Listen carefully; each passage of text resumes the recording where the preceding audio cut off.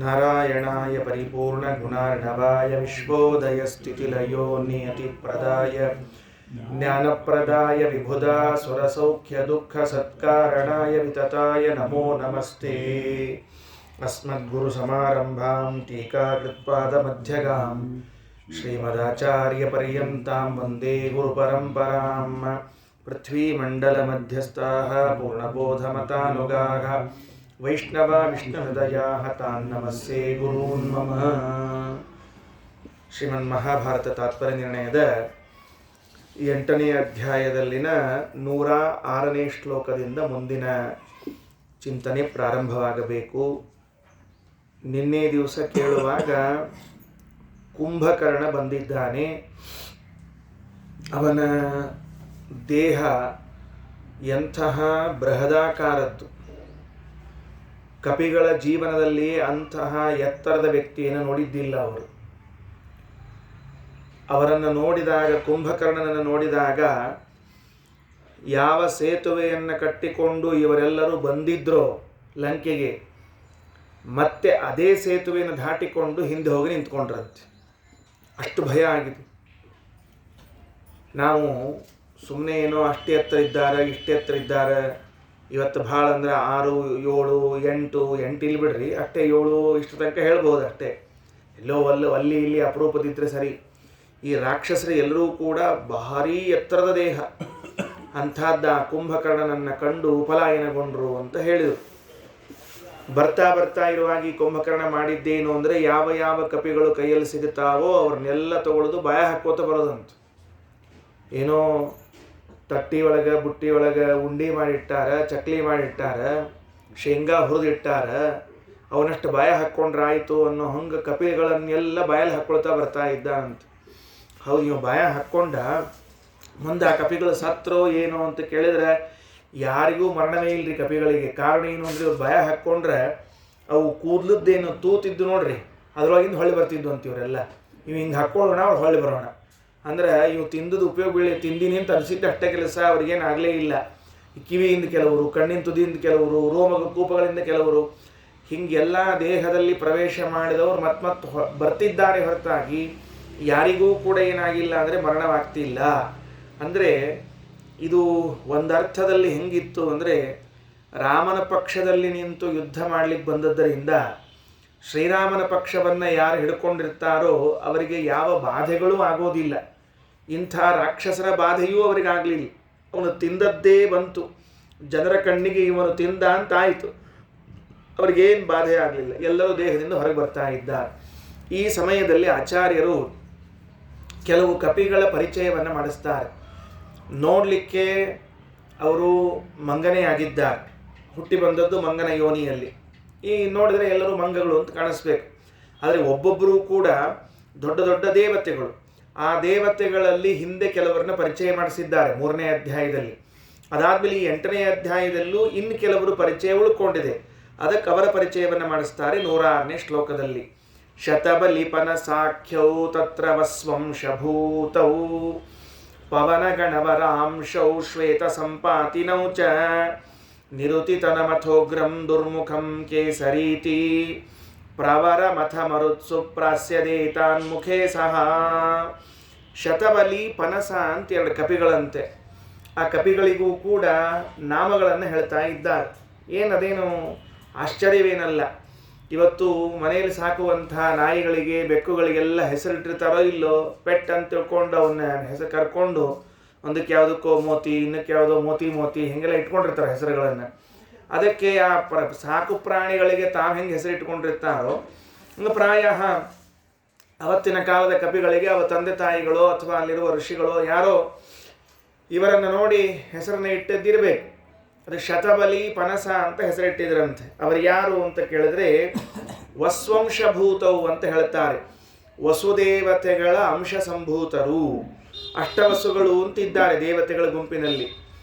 ಅದರಲ್ಲಿ ನಾವು ಮಹಾಭಾರತದಲ್ಲಿ ಕೇಳ್ತಿರುವಾಗ ಭೀಷ್ಮಾಚಾರ್ಯರು ಒಬ್ಬರು ವಸುವಿನ ಅವತಾರ, ಕೃಷ್ಣನ ಸಾಕು ತಂದೆಯಾಗಿರುವಂತಹ ನಂದಗೋಪ ಒಬ್ಬ ವಸುವಿನ ಅವತಾರ. ಇವರು ದ್ಯೂ ಎಂಬ ಹೆಸರಿನ ವಸುವಿನ ಅವತಾರರಾಗಿದ್ದಾರೆ. ಯಾರು? ಭೀಷ್ಮಾಚಾರ್ಯ. ಅವರು ದ್ರೋಣ ಎಂಬ ಹೆಸರಿನ ವಸುವಿನ ಅವತಾರ ಆಗಿದ್ದಾರೆ. ಮತ್ತು ನಂದಗೋಪ. ಹಾಗೆ ದೇವತೆಗಳ ಗುಂಪಿನಲ್ಲಿ ವಸುದೇವತೆಗಳು 12 ಆದಿತ್ಯರು, 11 ರುದ್ರರು, 8 ವಸುಗಳು ಅಂತ ಪ್ರಸಿದ್ಧಿ. ಆ 8 ವಸುಗಳಲ್ಲಿ 2 ಕಪಿಗಳಾಗಿ ಬಂದಿದ್ದಾರೆ. ಅವರಿಗೆ ಶತಬಲಿ ಪನಸ ಅಂತ ಹೆಸರಂತೆ. ಶತಬಲಿ ಪನಸಾಖ್ಯೌ ತತ್ರ ವಸ್ವಂಶಭೂತೌ ಪವನಗಣವರಾಂಶೌ ಶ್ವೇತ ಸಂಪಾತಿನೌ ಚ. ಶ್ವೇತ ಸಂಪಾತಿ ಅಂತ 2 ಕಪಿಗಳಂತೆ. ಅಂದ್ರೆ ಜಟಾಯುವಿನ ಅಣ್ಣೊಬ್ಬ ಸಂಪಾತಿ ಇದ್ದಾನೆ. ಅವನಿಗಾಗಲೇ ಹೇಳ್ಬಿಟ್ಟದ ಕಥಿನ, ಅವ ಅಲ್ಲ. ಆ ಸಂಪಾತಿಯನ್ನು ಬಿಟ್ಟು ಮತ್ತೊಬ್ಬ ಕಪಿ ಇದ್ದಾನೆ. ಅವ ಮತ್ತು ಶ್ವೇತ ಅಂತ ಅನ್ನೋರಿಬ್ರು. ಅವರು ಮರುದ್ಗಣಕ್ಕೆ ಸೇರಿದ ದೇವತೆಗಳು. ಮರುದ್ಗಣ ಅಂತಂದರೆ 18ನೇ ಕಕ್ಷೆಗೆ ಬರುವಂಥವರು. ಅಲ್ಲಿ ಸೇರಿರುವಂಥ ಕಪಿಗಳು ಇವರಿಬ್ಬರು. ನಿವೃತ್ತಿ ಅಂತ ಹೆಸರು ದೇವತೆ ನೈಋತ್ಯ ದಿಕ್ಕಿನ ಅಭಿಮಾನಿ ದೇವತೆ. ಅವನೇ ಭಾರೀ ಉಗ್ರನಾಗಿರುವಂತಹ ಕಪಿಯಾಗಿದ್ದಾನೆ. ದುರ್ಮುಖ ಅಂತ ಹೆಸರಂತೆ. ಕಪಿಗಳಿಗೆ ಸಹಿತಕ್ಕೆ ಎಂತೆಂಥ ಹೆಸರು ನೋಡ್ರಿ, ದುರ್ಮುಖ ಅಂತ ತಿಳ್ಕೊಂಡು ಹೇಳಿ. ಏನ್ರಿ ಮುಖಾನೇ ಸರಿ ಇಲ್ಲ ಅಂದ್ರೆ ಮತ್ತೆ ದುರ್ಮುಖ ಅಂದ್ರೆ ಏನು ಮಾಡೋರು ಅಂತ ಕೇಳಿದ್ರೆ, ದುರ್ಮುಖ ನಾವು ಸಂವತ್ಸರ ಅಂತದ ಒಂದು ಮತ್ತು ಸಂವತ್ಸರದೊಳಗೆ ದುರ್ಮುಖ ನಾವು ಸಂವತ್ಸರ ಅಂತದ. ಅದು ಯಾಕೆ ಬಂದದ ಗೊತ್ತಿಲ್ಲ, ಅಂತೂ ಹಾಗೆ ಹೆಸರಿನಿಂದ ಇರ್ತದ. ಅವ್ರದ್ದೇನು ದುರ್ಮುಖ ಇರಬೇಕು ಅಂತೇನಲ್ಲ. ದುಷ್ಟವಾದ ಮುಖ, ದೋಷಯುಕ್ತ ಮುಖ ಅಂತೇನು ಅರ್ಥ ಅಲ್ಲ. ಭಾರಿ ಉಗ್ರ ಇದ್ದ. ಕೆಲವರು ಮುಖಗಳನ್ನು ನೋಡಿದಾಗ ಅವ್ರು ಭಾರಿ ಕೋಪಿಷ್ಟ್ರೇನು ಅಂತ ಅನಿಸ್ತಿರ್ತದೆ. ಕೆಲವು ಮುಖ ನೋಡಿದಾಗ ಭಯಂಕರ ಸಾದಾ ಸೀದಾ ಮಂದಿ ಅಂತ ಅನಿಸ್ತಿರ್ತದೆ. ಉಲ್ಟಾ ಇರ್ತಾವ್ರಿ. ಅವು ಯಾರು ಕೋಪಿಷ್ಠ ಮುಖ ಇರ್ತಾವೋ ಸ್ವಲ್ಪ ಸೌಮ್ಯ ಇರ್ತಾವ. ಇವು ಸಾದಾ ಸೀದಾ ಅಂತಿರೋವಿ ಮಂದಿ ಮೇಲೆ ಕೈ ಮಾಡ್ಕೋತ ಅಡ್ಯಾಡ್ತಿರ್ತಾವಂತ. ಅದಕ್ಕೇನು ಸಂಬಂಧ ಇಲ್ಲ. ದುರ್ಮುಖ ಅನ್ನುವಂತಹ ಕಪಿಯಾಗಿದ್ದಾನೆ. ಕೇಸರಿ ಅಂತ ಕಪಿ ಯಾರು? ಹನುಮಂತನ ತಂದೆ. ಅವರೂ ಕೂಡ ಯುದ್ಧಕ್ಕೆ ಬಂದಿದ್ರು ಅಂತನ್ನುವ ಅಂಶವನ್ನು ಶ್ರೀಮದಾಚಾರ್ಯ ತಿಳಿಸ್ತಾ ಇದ್ದಾರೆ. ಬಹಳ ಸ್ವಾರಸ್ಯ. ಯಾಕೆ ಅಂದರೆ ಕೇಸರಿ ಬಂದ ಕಥೆ ಎಲ್ಲೂ ಇಲ್ಲ. ನಾವು ಇಷ್ಟು ಬಾರಿ ರಾಮಾಯಣ ಕೇಳಿದ್ರೂ ಕೂಡ ಕೇಸರಿ ಎಂಬ ಕಪಿ ಯುದ್ಧಕ್ಕೆ ಬಂದಿದ್ದ ಅಂತ ಹೇಳಿಲ್ಲ. ಅದಕ್ಕೆ ಕೇಸರಿ ಎಂಬುವಂಥವನು ಬಂದಿದ್ದಾನೆ ಅಂತ ಹೇಳಿದ್ದಾನೆ. ಸರಿ ಆಯ್ತು. ಇಷ್ಟು ಮಂದಿ ಇವ್ರನ್ನೇನು ಮಾಡಿದ ಅಂತ ಕೇಳಿದ್ರೆ ಒಷ್ಟರನ್ನು ಬಾಯ ಹಾಕ್ಕೊಂಡ್ಬಿಟ್ನಂತ. ಏನು ಹೇಳಿದ್ರು ಒಷ್ಟರನ್ನು ಬಾಯಲ್ಲಿ ಹಾಕ್ಕೊಂಡಿದ್ದಾನೆ ಅಂತ. ಮುಂದೆ 107ನೇ ಶ್ಲೋಕ. ರಜನಿ ಚರವರೋಸೌ ಕುಂಭಕರ್ಣ ಪ್ರತಾಪಿ ಕುಮುದಮಪಿ ಜಯಂತಂ ಪಾಣಿನಾ ಸಂಪಿಪೇಶ ನಲಮಥ ಚ ಗಜಾದೀನ್ ಪಂಚನೀಲಂ ಸತಾರಂ ಗಿರಿತರವರುಹಸ್ತಾನ್ ಮುಷ್ಟಿನ ಪಾತಯಚ್ಚ. ಆ ರಜನಿಚರ ವರಹ ರಾಕ್ಷಸ ಶ್ರೇಷ್ಠನಾದ ಕುಂಭಕರ್ಣ ಪ್ರತಾಪಿ, ಮಹಾಪ್ರತಾಪವುಳ್ಳವನು. ಕುಮುದ ಹಾಗೂ ಜಯಂತ ಅಂತ 2 ಕಪಿಗಳಂತೆ. ಮತ್ತೆ ಅವುಗಳನ್ನು ಪಾಣಿನ ನಿಷ್ಪಿಪೇಶ, ಕೈಯಿಂದ ಹಿಂಗೆ ಒರೆಸ್ಬೇಕು ಅಂತ ಹೋದ್ನಂತೆ. ಅಲ್ಲೇ ಮುಗಿಸ್ಬೋಣ ಅಂತ ಒರೆಸ್ಬೇಕು ಅಂತ ಹೋದ್ನಂತೆ. ಹಿಂಗೆ ಒರೆಸಿದ್ರೆ ಏನಾಗ್ಬೇಕ್ರಿ? ಬೆಳ ಸಂಧ್ಯಾಗಿಂದ ಎದ್ದು ಬಂದ್ರು ಅಷ್ಟ. ಅವ್ರಿಗೇನಾಗಲಿ ಹಿಂಗೆ ಒರೆಸೋದಷ್ಟೇ ಬಂತು. ಬೆಳ ಸಂಧ್ಯಾಗಿಂದ ಎದ್ದು ಬಂದರು. ನಲಮಥ ಗಜಾದೀನ್, ನಲ ಅಂತ ಒಬ್ಬ ಕಪಿ. ಗಜ, ಗವಾಕ್ಷ, ಗವಯ, ವೃಷ, ಗಂಧಮಾದ ಅಂತ ತಿಳ್ಕೊಂಡು 5 ಕಪಿ. ನೀಲ, ತಾರ ಇವ್ರನ್ನೆಲ್ಲರನ್ನ ಮುಷ್ಟಿಯಿಂದ ಹೊಡೆದು ಬೀಳಿಸಿದ್ದಾನಂತೆ. ಅಥಾಂಗದಶ್ಚ ಜಾಂಬವಾನಿನಾತ್ಮಜಶ್ಚ ವಾನರೈಃ ನಿಜಘ್ನಿರೇ ನಿಶಾಚರಂ ಸವೃಕ್ಷಶೈಲಸಾನುಭಿಃ. ಅದೇ ಸಮಯದಲ್ಲಿ ಅಂಗದ, ಜಾಂಬವಂತ, ಸುಗ್ರೀವ ಇವರೆಲ್ಲರೂ ಗಿಡಗಳನ್ನು ಕಿತ್ತಿ, ಬೆಟ್ಟದ ಶಿಖರಗಳನ್ನು ಕಿತ್ತಿ ಅವನ ಮೇಲೆ ಒಗಿಲಿಕ್ಕೆ ಶುರು ಮಾಡಿದ್ರಂತ. ಒಗದ್ರೆ ಅವನ ಮೇಲೆ ಬಿದ್ದದ ಸತ್ಯ. ಅವನಿಗೇನಾಯಿತು ಅಂದರೆ ಪರ್ವತಗಳೆಲ್ಲ ಪುಡಿ ಪುಡಿ ಆಯಿತು ಅಂತ ಹೇಳ್ತಾರೆ. ವಿಚೂರ್ಣಿತಾಶ್ಚ ಪರ್ವತಾಸ್ತನೌ ನಿಶಾಚರಸ್ಯತೆ ಬಭೂವ ಕಾಚನಂ ವ್ಯಥಾನ ಚಸ್ಯ ಬಾಹುಶಾಲಿನಃ. ಈ ಮಹಾಬಾಹುಶಾಲಿ ಪರಾಕ್ರಮಿಯಾಗಿರುವಂತಹ ಕುಂಭಕರ್ಣನಿಗೆ ಯಾವ ನೋವೂ ಆಗಲಿಲ್ಲ ಅಂತ ತಿಳಿಸಿಕೊಟ್ಟು. ಇದಿಷ್ಟು ಅವನು ಬಂದ ಪ್ರಾರಂಭದಲ್ಲಿ ಮಾಡಿದ ಕಥೆ. ಇನ್ನು ಮುಂದೆ ಒಂದು ವಿಶಿಷ್ಟವಾದ ಘಟನೆಯನ್ನು ಹೇಳುತ್ತಾರೆ. ಕುಂಭಕರ್ಣನಿಗೂ ಸುಗ್ರೀವನಿಗೂ ಯುದ್ಧ ಆಯಿತಂತೆ. ಇದರಲ್ಲಿ ಕೆಲವು ತಿಳಿಯಬೇಕಾದ ನೀತಿ ಇದೆ, ಕೆಲವು ಮಹಿಮೆಗಳಿವೆ, ಕೆಲವು ಅವತ್ತಿನ ಪರಿಸ್ಥಿತಿ ಏನಿತ್ತು ಅನ್ನೋದು ತಿಳಿಸೋದಿದೆ. ಅಂದರೆ ನಾವು ಆಯಾ ವಾಕ್ಯಗಳನ್ನು, ಆಯಾ ಪ್ರಸಂಗಗಳನ್ನು ಓದ್ತಿರುವಾಗ ಇದರಿಂದ ನಮಗೇನು ಪಾಠ ಆಯಿತು ಅಂತ ಕೆಲವು ತಿಳಿಬೇಕಾಗ್ತದೆ. ಇನ್ನು ಕೆಲವು ಅವತ್ತಿನ ಪರಿಸ್ಥಿತಿ ಹೇಗಿತ್ತು ಅಂತ ತಿಳಿಬೇಕಾಗ್ತದೆ. ಇವುಗಳನ್ನು ದಾಟಿದ ಮೇಲೆ ಅವರ ಮಹಿಮಾ ಏನಿತ್ತು ಅಂತ ತಿಳ್ಕೊಳ್ಳಿಕ್ಕೆ ಒಂದು ಪ್ರಸಂಗ ಬರ್ತದೆ. ಅದಷ್ಟನ್ನು ಸೇರಿಸಿ ಹೇಳುತ್ತಾರೆ. ಏನಾಯಿತು? ಅಥ ಪರಂ ಮಹಾಚಲಂ ಪ್ರಗಹ್ಯ ಭಾಸ್ಕರಾತ್ಮಜಃ ಮುಮೋಚ ರಾಕ್ಷಸೇ ತತಂ ಪ್ರಗಹ್ಯ ತಂ ಜಘಾನಸಃ. ಅಥ ಅನಂತರದಲ್ಲಿ ಅಪರಂ ಮಹಾಚಲಂ, ದೊಡ್ಡದಾದ, ಈಗ ಸುಗ್ರೀವ ಒಂದು ಸರ್ತಿ ಕೆಲವು ಬೆಟ್ಟವನ್ನು ಒಗೆದಿದ್ದಾನೆ. ಹಿಂದೆ ಅವ್ರ ಜೊತೆಗೆ ಸೇರಿಕೊಂಡಾಗ ಅದು ಫಲ ಕೊಡಲಿಲ್ಲ ಅಂತ ಮತ್ತೊಂದು ದೊಡ್ಡದಾದ ಬೆಟ್ಟವನ್ನು ಎತ್ತಿ ಅವನ ಮೇಲೆ ಒಗೆದ. ಒಗೆದ್ರೆ ಕುಂಭಕರ್ಣ ಏನು ಮಾಡಬೇಕು? ಒಗೆದವನನ್ನ ಆ ಬೆಟ್ಟ ಒಗೆದಿದ್ನಲ್ಲ, ತಾನು ಮೈಗೆ ಪೆಟ್ಟು ತಿಂದಿದ್ದ ಹಿಂದಿನ ಬಾರಿ, ಈ ಬಾರಿ ಆ ಬೆಟ್ಟವನ್ನು ಕೈಲಿ ಹಿಡಿದು ಬಿಟ್ಟ. ಒಗೆದದ್ದನ್ನು ತೆಗೆದುಕೊಂಡು ಅವನ ಮೇಲೆಯೇ ಒಗೆದು ಬಿಟ್ಟ. ಏನಾಗಿರ್ಬೇಡ ಹೇಳಿ ನೋಡಂತೆ. ಇವ ಒಗೆದಾಗ ಅವನ ದೇಹಕ್ಕೆ ಬಿದ್ದರೆ ಚಲೋ ಅದ ಆ ರಾಕ್ಷಸ ದೇಹ. ಅದೇ ಬೆಟ್ಟವನ್ನು ತಿರುಗಿ ಸುಗ್ರೀವನ ಮೇಲೆ ಒಗೆದಾಗ ಸುಗ್ರೀವನಿಗೆ ಮೂರ್ಛಾವಸ್ಥೆ ಬಂತಂತೆ, ಬಿದ್ದೋದ ಆ ಪೆಟ್ಟು ತಿಂದು. ತಥಾ ಪಪಾತ ಸೂರ್ಯ ಸತಾಡ ಜಾಂಗದಂ ವೃಷ ಸಜಾಂಬವಂತ ಮಾಶತೌ ನಿಪೇ ತತುಸ್ಥಲಾಗತವು. ಆವಾಗ ಸುಗ್ರೀವ ನೆಲಕ್ಕೆ ಬಿದ್ದಿದ್ದಾನೆ. ನೆಲಕ್ಕೆ ಬಿದ್ದರೆ ಕುಂಭಕರ್ಣ ಅಂಗದ ಜಾಂಬುವಂತರನ್ನ ಅಂಗೈಯಿಂದ ಹೊಡೆದ, ಅವರೂ ಕೆಳಗೆ ಬಿದ್ದು ಹೋದ್ರು. ನೋಡ್ದ ಇವರಲ್ಲಿ ಯಾರನ್ನ ತಗೊಂಡು ಹೋಗ್ಲಿ ಅಂತ ನೋಡ್ತಾ ಇದ್ದಾನೆ. ಜಾಂಬುವಂತನಿದ್ದಾನೆ, ಅಂಗದನಿದ್ದಾನೆ, ಸುಗ್ರೀವನಿದ್ದಾನೆ. ಮೊದಲು ಬಿಡಿ ಬಿಡಿಯಾಗಿ ಸಣ್ಣ ಪುಟ್ಟ ಕಪಿಗಳ ಜೊತೆಗೆ ಹೊಡೆದಾಟ ಮಾಡಿ ತಿಂದು ಹೊರಗೆ ಬಂದು ಎಲ್ಲ ಆಗಿ ಪ್ರಮುಖ ಕಪಿ ಯಾರು? ಸುಗ್ರೀವ. ಯಾಕೆ? ಅವನೇ ರಾಜ, ಕಪಿಗಳ ರಾಜ, ಸೇನಾಪತಿ, ರಾಮನಿಗೆ ಅತ್ಯಂತ ಬೇಕಾದವನು. ಹಾಗಾದರೆ ಈ ಸುಗ್ರೀವನನ್ನು ಹೊತ್ತುಕೊಂಡು ಹೋದರೆ ರಾಮ ಏನು ಮಾಡ್ತಾನೆ? ಯುದ್ಧ ನಿಲ್ಲಿಸ್ತಾನೆ. ಸುಗ್ರೀವನ್ ಬಿಟ್ಬಿಡಪ್ಪ ಅಂತಂತಾನೆ. ಸುಗ್ರೀವನ್ ಬಿಡಬೇಕು ಅಂದರೆ ಯುದ್ಧ ನಿಲ್ಲಿಸು ಅಂತ ನಾವು ಹೇಳಿಕ್ಕೆ ಬರ್ತದೆ. ಹಿಂಗೆ ಮಾಡಿ ಆ ಸುಗ್ರೀವನನ್ನು ಹೊತ್ತುಕೊಂಡು ಹೋಗೋಣ ಅಂತ ಭುಜದ ಮೇಲೆ ಹಾಕ್ಕೊಂಡಂತೆ. ಅತ ಪ್ರಗಹ್ಯ ಭಾಸ್ಕರಿಂ ಯಯೌ ಸ ರಾಕ್ಷಸೋ ಬಲಿ ಜಗಾಮ ಚಾನುಮಾರುತಿ ಸೂಕ್ಷ್ಮಮಕ್ಷಿಕೋಪಮಃ. ಅಥ ಭಾಸ್ಕರಿಂ, ಭಾಸ್ಕರ ಅಂದರೆ ಸೂರ್ಯ, ಭಾಸ್ಕರಿ ಅಂದರೆ ಸೂರ್ಯಪುತ್ರನಾಗಿರುವಂತಹ ಸುಗ್ರೀವನನ್ನು ಪ್ರಗಹ್ಯ ಹಿಡಿದುಕೊಂಡು ಸ ರಾಕ್ಷಸ ಬಲಿ, ಬಲಿಷ್ಠನಾದ ರಾಕ್ಷಸ ಹೊರಟ.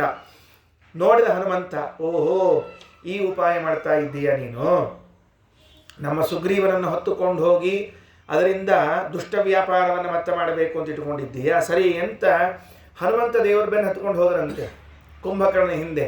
ಹೆಂಗೆ ಹೋದರು ಅಂತಂದರೆ ಸುಸೂಕ್ಷ್ಮ ಮಕ್ಷಿಕೋಪಮಃ ಅಂತ ಕರೀತಾ ಇದ್ದಾರೆ. ಮಕ್ಷಿಕ ಅಂದರೆ ನೊಣ, ಸುಸೂಕ್ಷ್ಮ ಮಕ್ಷಿಕೋಪಮಃ ಅಂದರೆ ಸಣ್ಣ ನೊಣ.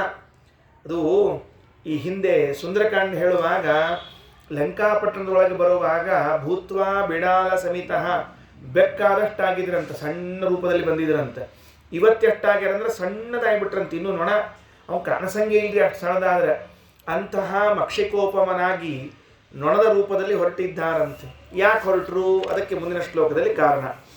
ಯದೈನಮೇಷ ಬಾಧತೆ ತದಾ ವಿಮೋಚಯಾಮ್ಯಹಂ ಯದಿ ಸ್ಮ ಶಕ್ಯಸೆ ಸ್ಯತು ಸ್ವಮೋಚನಾಯ ತದ್ವರಂ.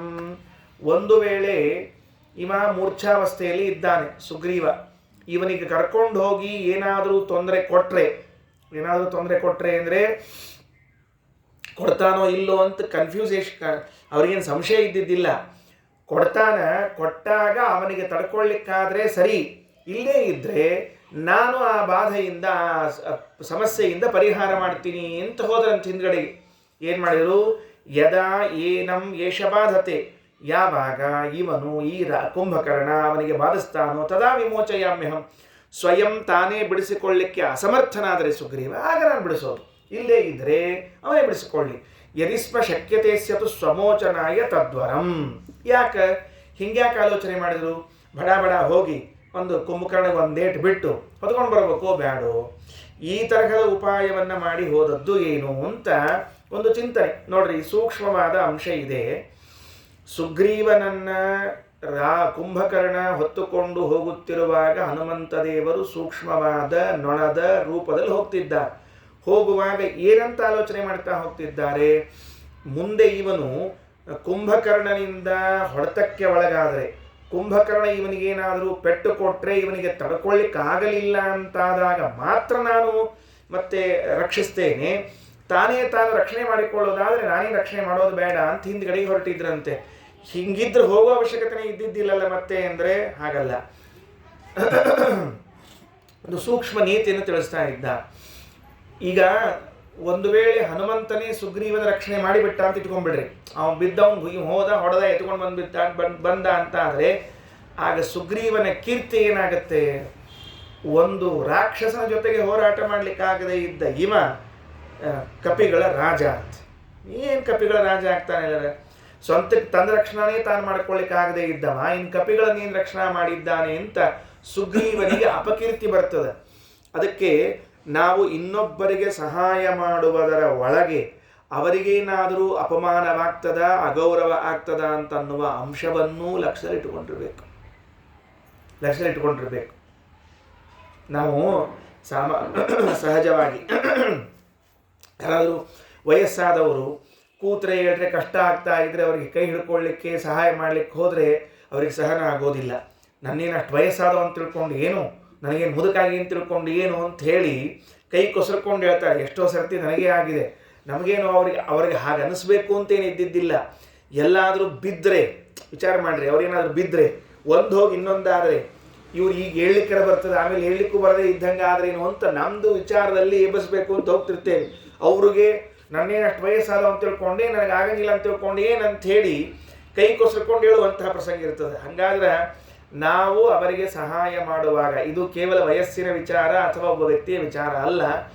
ರಾಮಾಯಣದ ಈ ಪ್ರಸಂಗದಲ್ಲಿ ಶ್ರೀಮದ್ ಆಚಾರ್ಯರು ಕೊಡುವ ನಿರ್ಣಯವೇನು ಅಂದರೆ, ನೀವು ನಿಮ್ಮ ಕಾಲದಲ್ಲಿ ಯಾರಿಗಾದರೂ ಸಹಾಯ ಮಾಡುವುದಾಗಿದ್ದರೆ ಅದರಿಂದ ಅವರಿಗೆ ಅನುಕೂಲವಾಗುತ್ತಾ ಅಥವಾ ಅವರಿಗೆ ಅಪಮಾನವಾಗುತ್ತಾ ಅನ್ನೋದನ್ನು ನೋಡಿ ಸಹಾಯ ಮಾಡಬೇಕೆ ಹೊರತಾಗಿ ನಾ ಸಹಾಯ ಮಾಡ್ತೀನಿ ಅನ್ನೋ ಉತ್ಸಾಹಕ್ಕೆ ಸಹಾಯ ಮಾಡಲಿಕ್ಕೆ ಹೋಗಬೇಡ್ರಿ.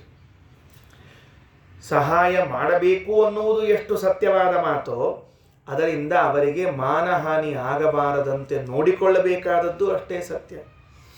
ಯಾವ ಬಡವರಿದ್ದಾರೆ ಅಂತ ಇಟ್ಕೊಂಡು ನಾವು ರೊಕ್ಕ ಕೊಡ್ಲಿಕ್ಕೆ ಹೋಗೋಣ, ಅವ ಸ್ವಾಭಿಮಾನಿ ಇರೋಣ, ನನ್ನೇನು ಭಿಕ್ಷುಕ ಅಂತ ತಿಳ್ಕೊಂಡ್ರೇನ್ರಿ ನೀವು ಅಂತ ಅಂದ್ಬಿಟ್ರೆ ನಮಗೆ ಆ ಉದ್ದೇಶ ಇರಂಗಿಲ್ಲ. ನಮಗೆ ಅವನಿಗೆ ಆ ತರಹದ ಮಾಡಬೇಕು ಅಂತ ಉದ್ದೇಶ ಇರಂಗಿಲ್ಲ. ಏನೋ ನಾವು ಸಹಾಯ ಮಾಡೋಣ ₹4 ಕೊಡ್ಲಿಕ್ಕೆ ಹೋಗಿದ್ವಿ, ನನ್ನೇನು ಭಿಕ್ಷುಕ ಅಂತ ಕೊಡ್ಲಿಕ್ಕೆ ಬಂದಿರೇನೋ ಅಂತ ತನ್ನ ಮಾನಕ್ಕೆ ಹಾನಿ ಆಯಿತು ಅಂತ ಭಾವಿಸಿಬಿಟ್ರೆ ನಮ್ದೇನು ಕಥೆ. ಅದರಿಂದ ಈ ಪ್ರಸಂಗಗಳು ಅವನೋ ಇಲ್ಲೋ ಅಂತ ಸೂಕ್ಷ್ಮ ದೃಷ್ಟಿಯಿಂದ ಅವಲೋಕನ ಮಾಡಿ ಕಾರ್ಯ ಮಾಡಬೇಕೆ ಹೊರತಾಗಿ ಸುಮ್ಮನೆ ಕೆಲಸಕ್ಕೆ ಕೈ ಹಾಕಬಾರದು. ಈ ನೀತಿಯನ್ನು ತಿಳಿಸಿಕೊಡ್ತಾ ಇದ್ದಾರೆ. ಸುಗ್ರೀವನನ್ನು ಹೊತ್ತುಕೊಂಡು ಹೋದಾಗ ವಾಯುದೇವರು, ಹನುಮಂತ ದೇವರು ಸುಸೂಕ್ಷ್ಮ ಮಕ್ಷಿಕೋಪಮಃ ಸಣ್ಣದಾದ ನೊಣದ ರೂಪದಲ್ಲಿ ಹೋಗ್ತಾ ಇದ್ದಾರೆ. ಹೋಗಿ ಅವರಂದರು, ಕುಂಭಕರ್ಣ ಇವನಿಗೆ ತೊಂದರೆ ಕೊಟ್ಟರೆ, ತ್ರಾಸ ಕೊಟ್ಟರೆ ಅವ ತಾನಾಗೆ ಬಚಾವ್ ಮಾಡಿಕೊಂಡ್ರೆ ಸರಿ, ಅವನ ಕೈ ಮೀರಿದಾಗ ಮಾತ್ರ ನಾನು ಹೋಗ್ತೇನೆ ಅಂತ ಹೇಳಿ ಹಿಂದೆ ಹೋಗ್ತಾ ಇದ್ದಾರೆ. ಒಂದು ಘಟನೆ ಆಯಿತು. ಕುಂಭಕರ್ಣ ನೋಡಿದರು. ರಾಕ್ಷಸರೆಲ್ಲ ಭಾರಿ ಸಂತೋಷ ಆಗ್ಬಿಡ್ತು. ಏನು ಸಂತೋಷ ಅಂತ, ನಮ್ಮ ಕುಂಭಕರ್ಣ ಒಬ್ಬನ ಹೊತ್ಕೊಂಬಂದ್ರಪ್ಪ ಅವ್ರ ಕಡೆಯಿಂದ ಅಂತ ಹೇಳಿ ಇತಿವ್ರಜತ್ಯನುಸ್ಮತಂ ಮರುತ್ಸುತೆ ನಿಶಾಚರಃ ಪುರಂ ವಿವೇಶ ಚಾಚಿತ ಸ್ವಬಂಧು ಸಮಸ್ತಶಃ. ಪುರಂ ವಿವೇಶ, ಊರಿನಲ್ಲಿ ಪ್ರವೇಶ ಮಾಡಿದ. ಸಮಸ್ತಶಃ ಸ್ವಬಂಧುವಿಚ ಅರ್ಚಿತಃ, ಅವ್ರ ಬಂಧುಗಳೆಲ್ಲ ಅವನನ್ನು ಗೌರವಿಸಿದ್ರಂತ, ಪೂಜಾ ಮಾಡಿದ್ರಂತ. ಬಂದವನಿಗೆ ಸ್ವಾಗತ ಅಂತ ಇರ್ತದೆ ನೋಡ್ರಿ, ಎದುರುಗೊಳ್ಳು ಕಾರ್ಯಕ್ರಮ ಅಂತ ಇರ್ತಾವೆ, ಇಲ್ಲಿ ಹಂಗೆ ಮಾಡಿದ್ರಂತ. ಏನು ಮಾಡಿದರು? ತುಹಿನ ಸಲಿಲ ಮಾಲ್ಯೈ ಸರ್ವತೋಭಿಪ್ರವಿಷ್ಟೇ ರಜನಿ ಚರವರೇಸ್ಮಿನ್ ತೇನ ಸಿಕ್ತಃ ಕಪೀಶಃ ವಿಗತ ಸಕಲ ಯುದ್ಧ ಗ್ಲಾನಿರಾವಂಚಯಿತ್ವ ರಜನಿ ಚರವರಂ ತಂ ತಸ್ಯ ನಾಸಾಂ ದದಂಶ. ಅವರು ಬಂದ ಕೂಡಲೇ ಅವನಿಗೆ ಈ ಲಗ್ನದ ಮನೆಯಾಗ ಬಂದಾಗ ಪನ್ನೀರು ಪತ್ತಾರ ಅಂತೇನು ಹಾಕ್ತಿರ್ತಾರೆ ನೋಡ್ರಿ, ಕೈಯಾಗ ಒಂದು ಹಿಡ್ಕೊಂಡು, ಅದ್ರೊಳಗಿಂದ ಒಟ್ಟು ಒಂದು ಹನಿ ಸಿಡಿಯಂಗಿಲ್ರಿ, ಅಷ್ಟು ಚಂದ ಹಾಕ್ತಿರ್ತಾರೆ. ನಾನು ಅನೇಕ ಕಡೆಗೆ ಲಗ್ನದ ಮನೆಗೆ ಹೋಗಿರ್ತೀನಿ, ಅವ್ರು ನಿಂತ್ಕೊಂಡಿರ್ತಾರೆ ರೀ, ಮನೆ ಮುಂದೆ ಹೊರಗೆ ಹಾಕೋರು, ಬರ್ರಿ ಬರ್ರಿ ಹಿಂಗೆ ಅಂತಿರ್ತಾರೆ. ಅದರೊಳಗಿಂದ ನೀರು ಆ ಸೊಂಡಿ ತನಕ ಬಂದು ಮತ್ತೆ ಹೊಳ್ಳಿ ಹೋಗ್ಬಿಟ್ಟಿರ್ತಾರೆ. ಅದು ಹೊರಗಿದ್ದವ್ರಿಗೆ ಒಟ್ಟು ತಗಂಗಿಲ್ಲ. ಅದಕ್ಕೆ ಹೇಳಿನೇ ಒಂದೇ ಇದ್ರೊಳಗೆ ಇಡೀ ಲಗ್ನದ ಮನೆಯಾಗ ಬಂದವರೆಲ್ಲ ಶಿರ್ಸಿರ್ತಾರೆ ರೀ. ಅವ್ರು ವಿಚಾರ ಮಾಡಿರಿ, ಅದ್ರೊಳಗಿಂದ ಅಷ್ಟು ನೀರು ಹೋಗ್ತಿದ್ರೆ ಬಂದವ್ರ ಮೇಲೆ ಬೀಳ್ತಿದ್ರೆ ಅದು ಒಂದೇ ಸಾಲ್ತಿತ್ತ, ಎಷ್ಟು ಬೇಕಾಗಬಾರ್ದು. ಅದಕ್ಕೆ ಅದಕ್ಕೊಂದು ಕಲಿಸ್ಕೊಟ್ಟಿರ್ತಾರೆ, ಟ್ರೈನಿಂಗ್ ಇರ್ತದೆ, ಹೆಂಗೆ ತಿಳಿಸ್ಬೇಕು ಗೊತ್ತಾಗ್ತಿಲ್ಲೋ, ಹಿಂಗೆ ಅನ್ನು ಸಿಡಿದಿರಬಾರ್ದು, ಅವ್ರು ಸಿಡಿಸಿದ ತರಿಸಿರ್ಬೇಕು ಅಂತೇಳಿ. ಹಂಗೆ ಇವು ನಮ್ಮ ಊರಾಗ್ರಿ ಕೆಲವು ದೊಡ್ಡ ದೊಡ್ಡ ಕಲ್ಯಾಣ ಮಂಟಪ, ದೊಡ್ಡ ದೊಡ್ಡ ಊರಾಗ ಅವು ಫ್ಯಾನೇ ಇಟ್ಬಿಟ್ಟಿರ್ತಾರೆ. ಅದಕ್ಕೆ ಅದ್ರೊಳಗೆ ತಣ್ಣಗೆ ನೀರು ವಾಸನೆ ಎಲ್ಲ ಫ್ಯಾನ್ ಗಾಳಿ ಒಟ್ಟು ಬರ್ತಿರ್ತವೆ. ಅದಕ್ಕೆ ಹಂಗೆ ತುಹಿನ ಸಲಿಲ ಮಾಲ್ಯೈಹಿ. ತುಹಿನ ಅಂದರೆ ತಂಪಾದ ಇದು ಏನಂತಾರೆ ಅದಕ್ಕೆ, ಸಲಿಲ ಅಂದರೆ ನೀರು, ತಂಪಾದ ನೀರು, ಮಾಲಿ ಇವುಗಳನ್ನು ಎಲ್ಲ ಕಡೆಯಿಂದ ಅವನ್ನೇ ಸಿಡಿಸಿದ ಕೂಡಲೇ ಏನಾಯಿತು ಅಂದರೆ ಅವನು ಭುಜದ ಮೇಲೆ ಮಲ್ಕೊಂಡಿದ್ದು ನೋಡ್ರಿ. ಈ ತಂಪಾದ ನೀರು ಬಿತ್ತು ಅದಕ್ಕೆ. ಅದು ಇವರು ಪೂಜಾಕ್ಕಂಡು ಸಿಡಿಸ್ಯಾರ. ಅವ್ಗೆ ನೀರು ಸಿಡಿದ ಕೂಡಲೇ ಅವ್ಗೆ ಎಚ್ಚರ ಆಗ್ಬಿಡ್ತು. ಅವ್ಗೆ ಇಷ್ಟು ಪೆಡ್ತೀನಿ ಬಿದ್ದವಂಗೆ ಎಚ್ಚರ ಆಗ್ಬಿಡ್ತು. ತುಹಿನ ಸಲಿಲ ಮಾಲ್ಯೈ ಸರ್ವತೋಭಿಪ್ರವೃಷ್ಟೇ ರಜನಿ ಚರವರೇಸ್ಮಿನ್ ತೇನ ಸಿಕ್ತಃ ಕಪೀಶಃ ವಿಗತ ಸಕಲ ಯುದ್ಧ ಗ್ಲಾನಿರಾವಂಚಯಿತ್ವ. ಎಲ್ಲ ಯುದ್ಧದ ಶ್ರಮ ಇತ್ತಲ್ಲ ಅದು ಪರಿಹಾರ ಆಗಿಬಿಡ್ತು ಅವನಿಗೆ. ವಿಗತ ಸಕಲ ಯುದ್ಧ ಗ್ಲಾನಿ, ಆ ಎಲ್ಲ ಯುದ್ಧದ ಶ್ರಮವನ್ನು ಪರಿಹಾರ ಮಾಡಿಕೊಂಡ್ಬಿಟ್ಟ. ಎಚ್ಚರ ಆಯಿತು. ಅವ್ರ ಕಲ್ಲೇ ಮಲ್ಕೊಂಡು ಹಿಂಗೆ ಕಣ್ ತೆಗೆದ್ರಿ. ಸುಗ್ರೀವ ನೋಡ್ದ, ಓಹೋ ಹೊತ್ಕೊಂಡು ಬಂದಿದ್ದೀರಾ, ನನ್ನ ಮಾಡ್ತೀನಿ ತಡಿ ಅಂತ ಛಟ್ ಟಕ್ಕಂತ ಎದ್ದ. ಅಲ್ಲಿಂದಲ್ಲೇ ಅದು ಪಾಪ ಹಿಂಗೆ ಹೊತ್ಕೊಂಡು ಹಿಂಗೆ ಬರ್ತಾ ಇತ್ತು. ಎಲ್ಲರೂ ಹಿಂಗೆ ಸಿಡಿಸೋದು ಪಡಿಸೋದು ಮಾಡ್ಲಿಕತ್ತಿರು. ದೊಡ್ಡ ವ್ಯಕ್ತಿ ಅಂತ ತಿಳ್ಕೊಂಡು ಬರ್ತಾ ಇತ್ತು. ತಕ್ಷಣಕ್ಕೆ ಸುಗ್ರೀವ ಎದ್ದವನೇ ತಸ್ಯ ನಾಸಾಂ ದದಂಶ, ಜಿಗದವ ಮೂಗು ಕಚ್ಚಿಬಿಟ್ನಂತ. ಪಾಪ ಕುಂಭಕರ್ಣ ಎಕಡೂ ನೋಡ್ಕೋತ ಹೊಂಟದ. ಹುಚ್ಚು ಮಂಗ್ಯ ಆದ ಅಂತ ಅಂತಿರ್ತಾರೆ ನೋಡ್ರಿ. ಈಗ ಈ ಮಂಗ್ಯನ ಕಡೆ ನಾವು ರಾಕ್ಷಸ ಮಂಗ್ಯ ಆದ. ಮೂಗು ಕಚ್ಚಿಬಿಟ್ನಂತ, ಮೂಗು ಕಚ್ಕೊಂಡ್ಬಿಟ್ಟ. ತಸ್ಯ ನಾಸಾಂ ದದಂಶ ಕರಾಭ್ಯಾಮಸ್ಯ ಕರ್ಣೌ ಚ ನಾಸಿಕಾಂ ದಶನೈರಪಿ ಸಂಚಿದ್ಯ ಕ್ಷಿಪ್ರಮೇವಾಸೌ ಉತ್ಪಪಾತ ಹರೀಶ್ವರಃ. ಕರಾಭ್ಯಾಂ ಅಸ್ಯ ಕರ್ಣೌ, ತನ್ನ ಎರಡೂ ಕೈಗಳಿಂದ ಇವನ ಕಿವಿಗಳನ್ನು ಮೂಗನ್ನು ಹಲ್ಲಿನಿಂದ ಕತ್ತರಿಸಿ ಅಲ್ಲಿಂದ ಹಾರಿಬಿಟ್ಟಿದ್ದಾನೆ. ಹಾರಿದ ಮೇಲೆ 117ನೇ ಪದ್ಯ ಏನು ಮಾಡಿದ? ಸಿಟ್ಟು ಬಂತ್ರಿ ಅವಂಗೆ.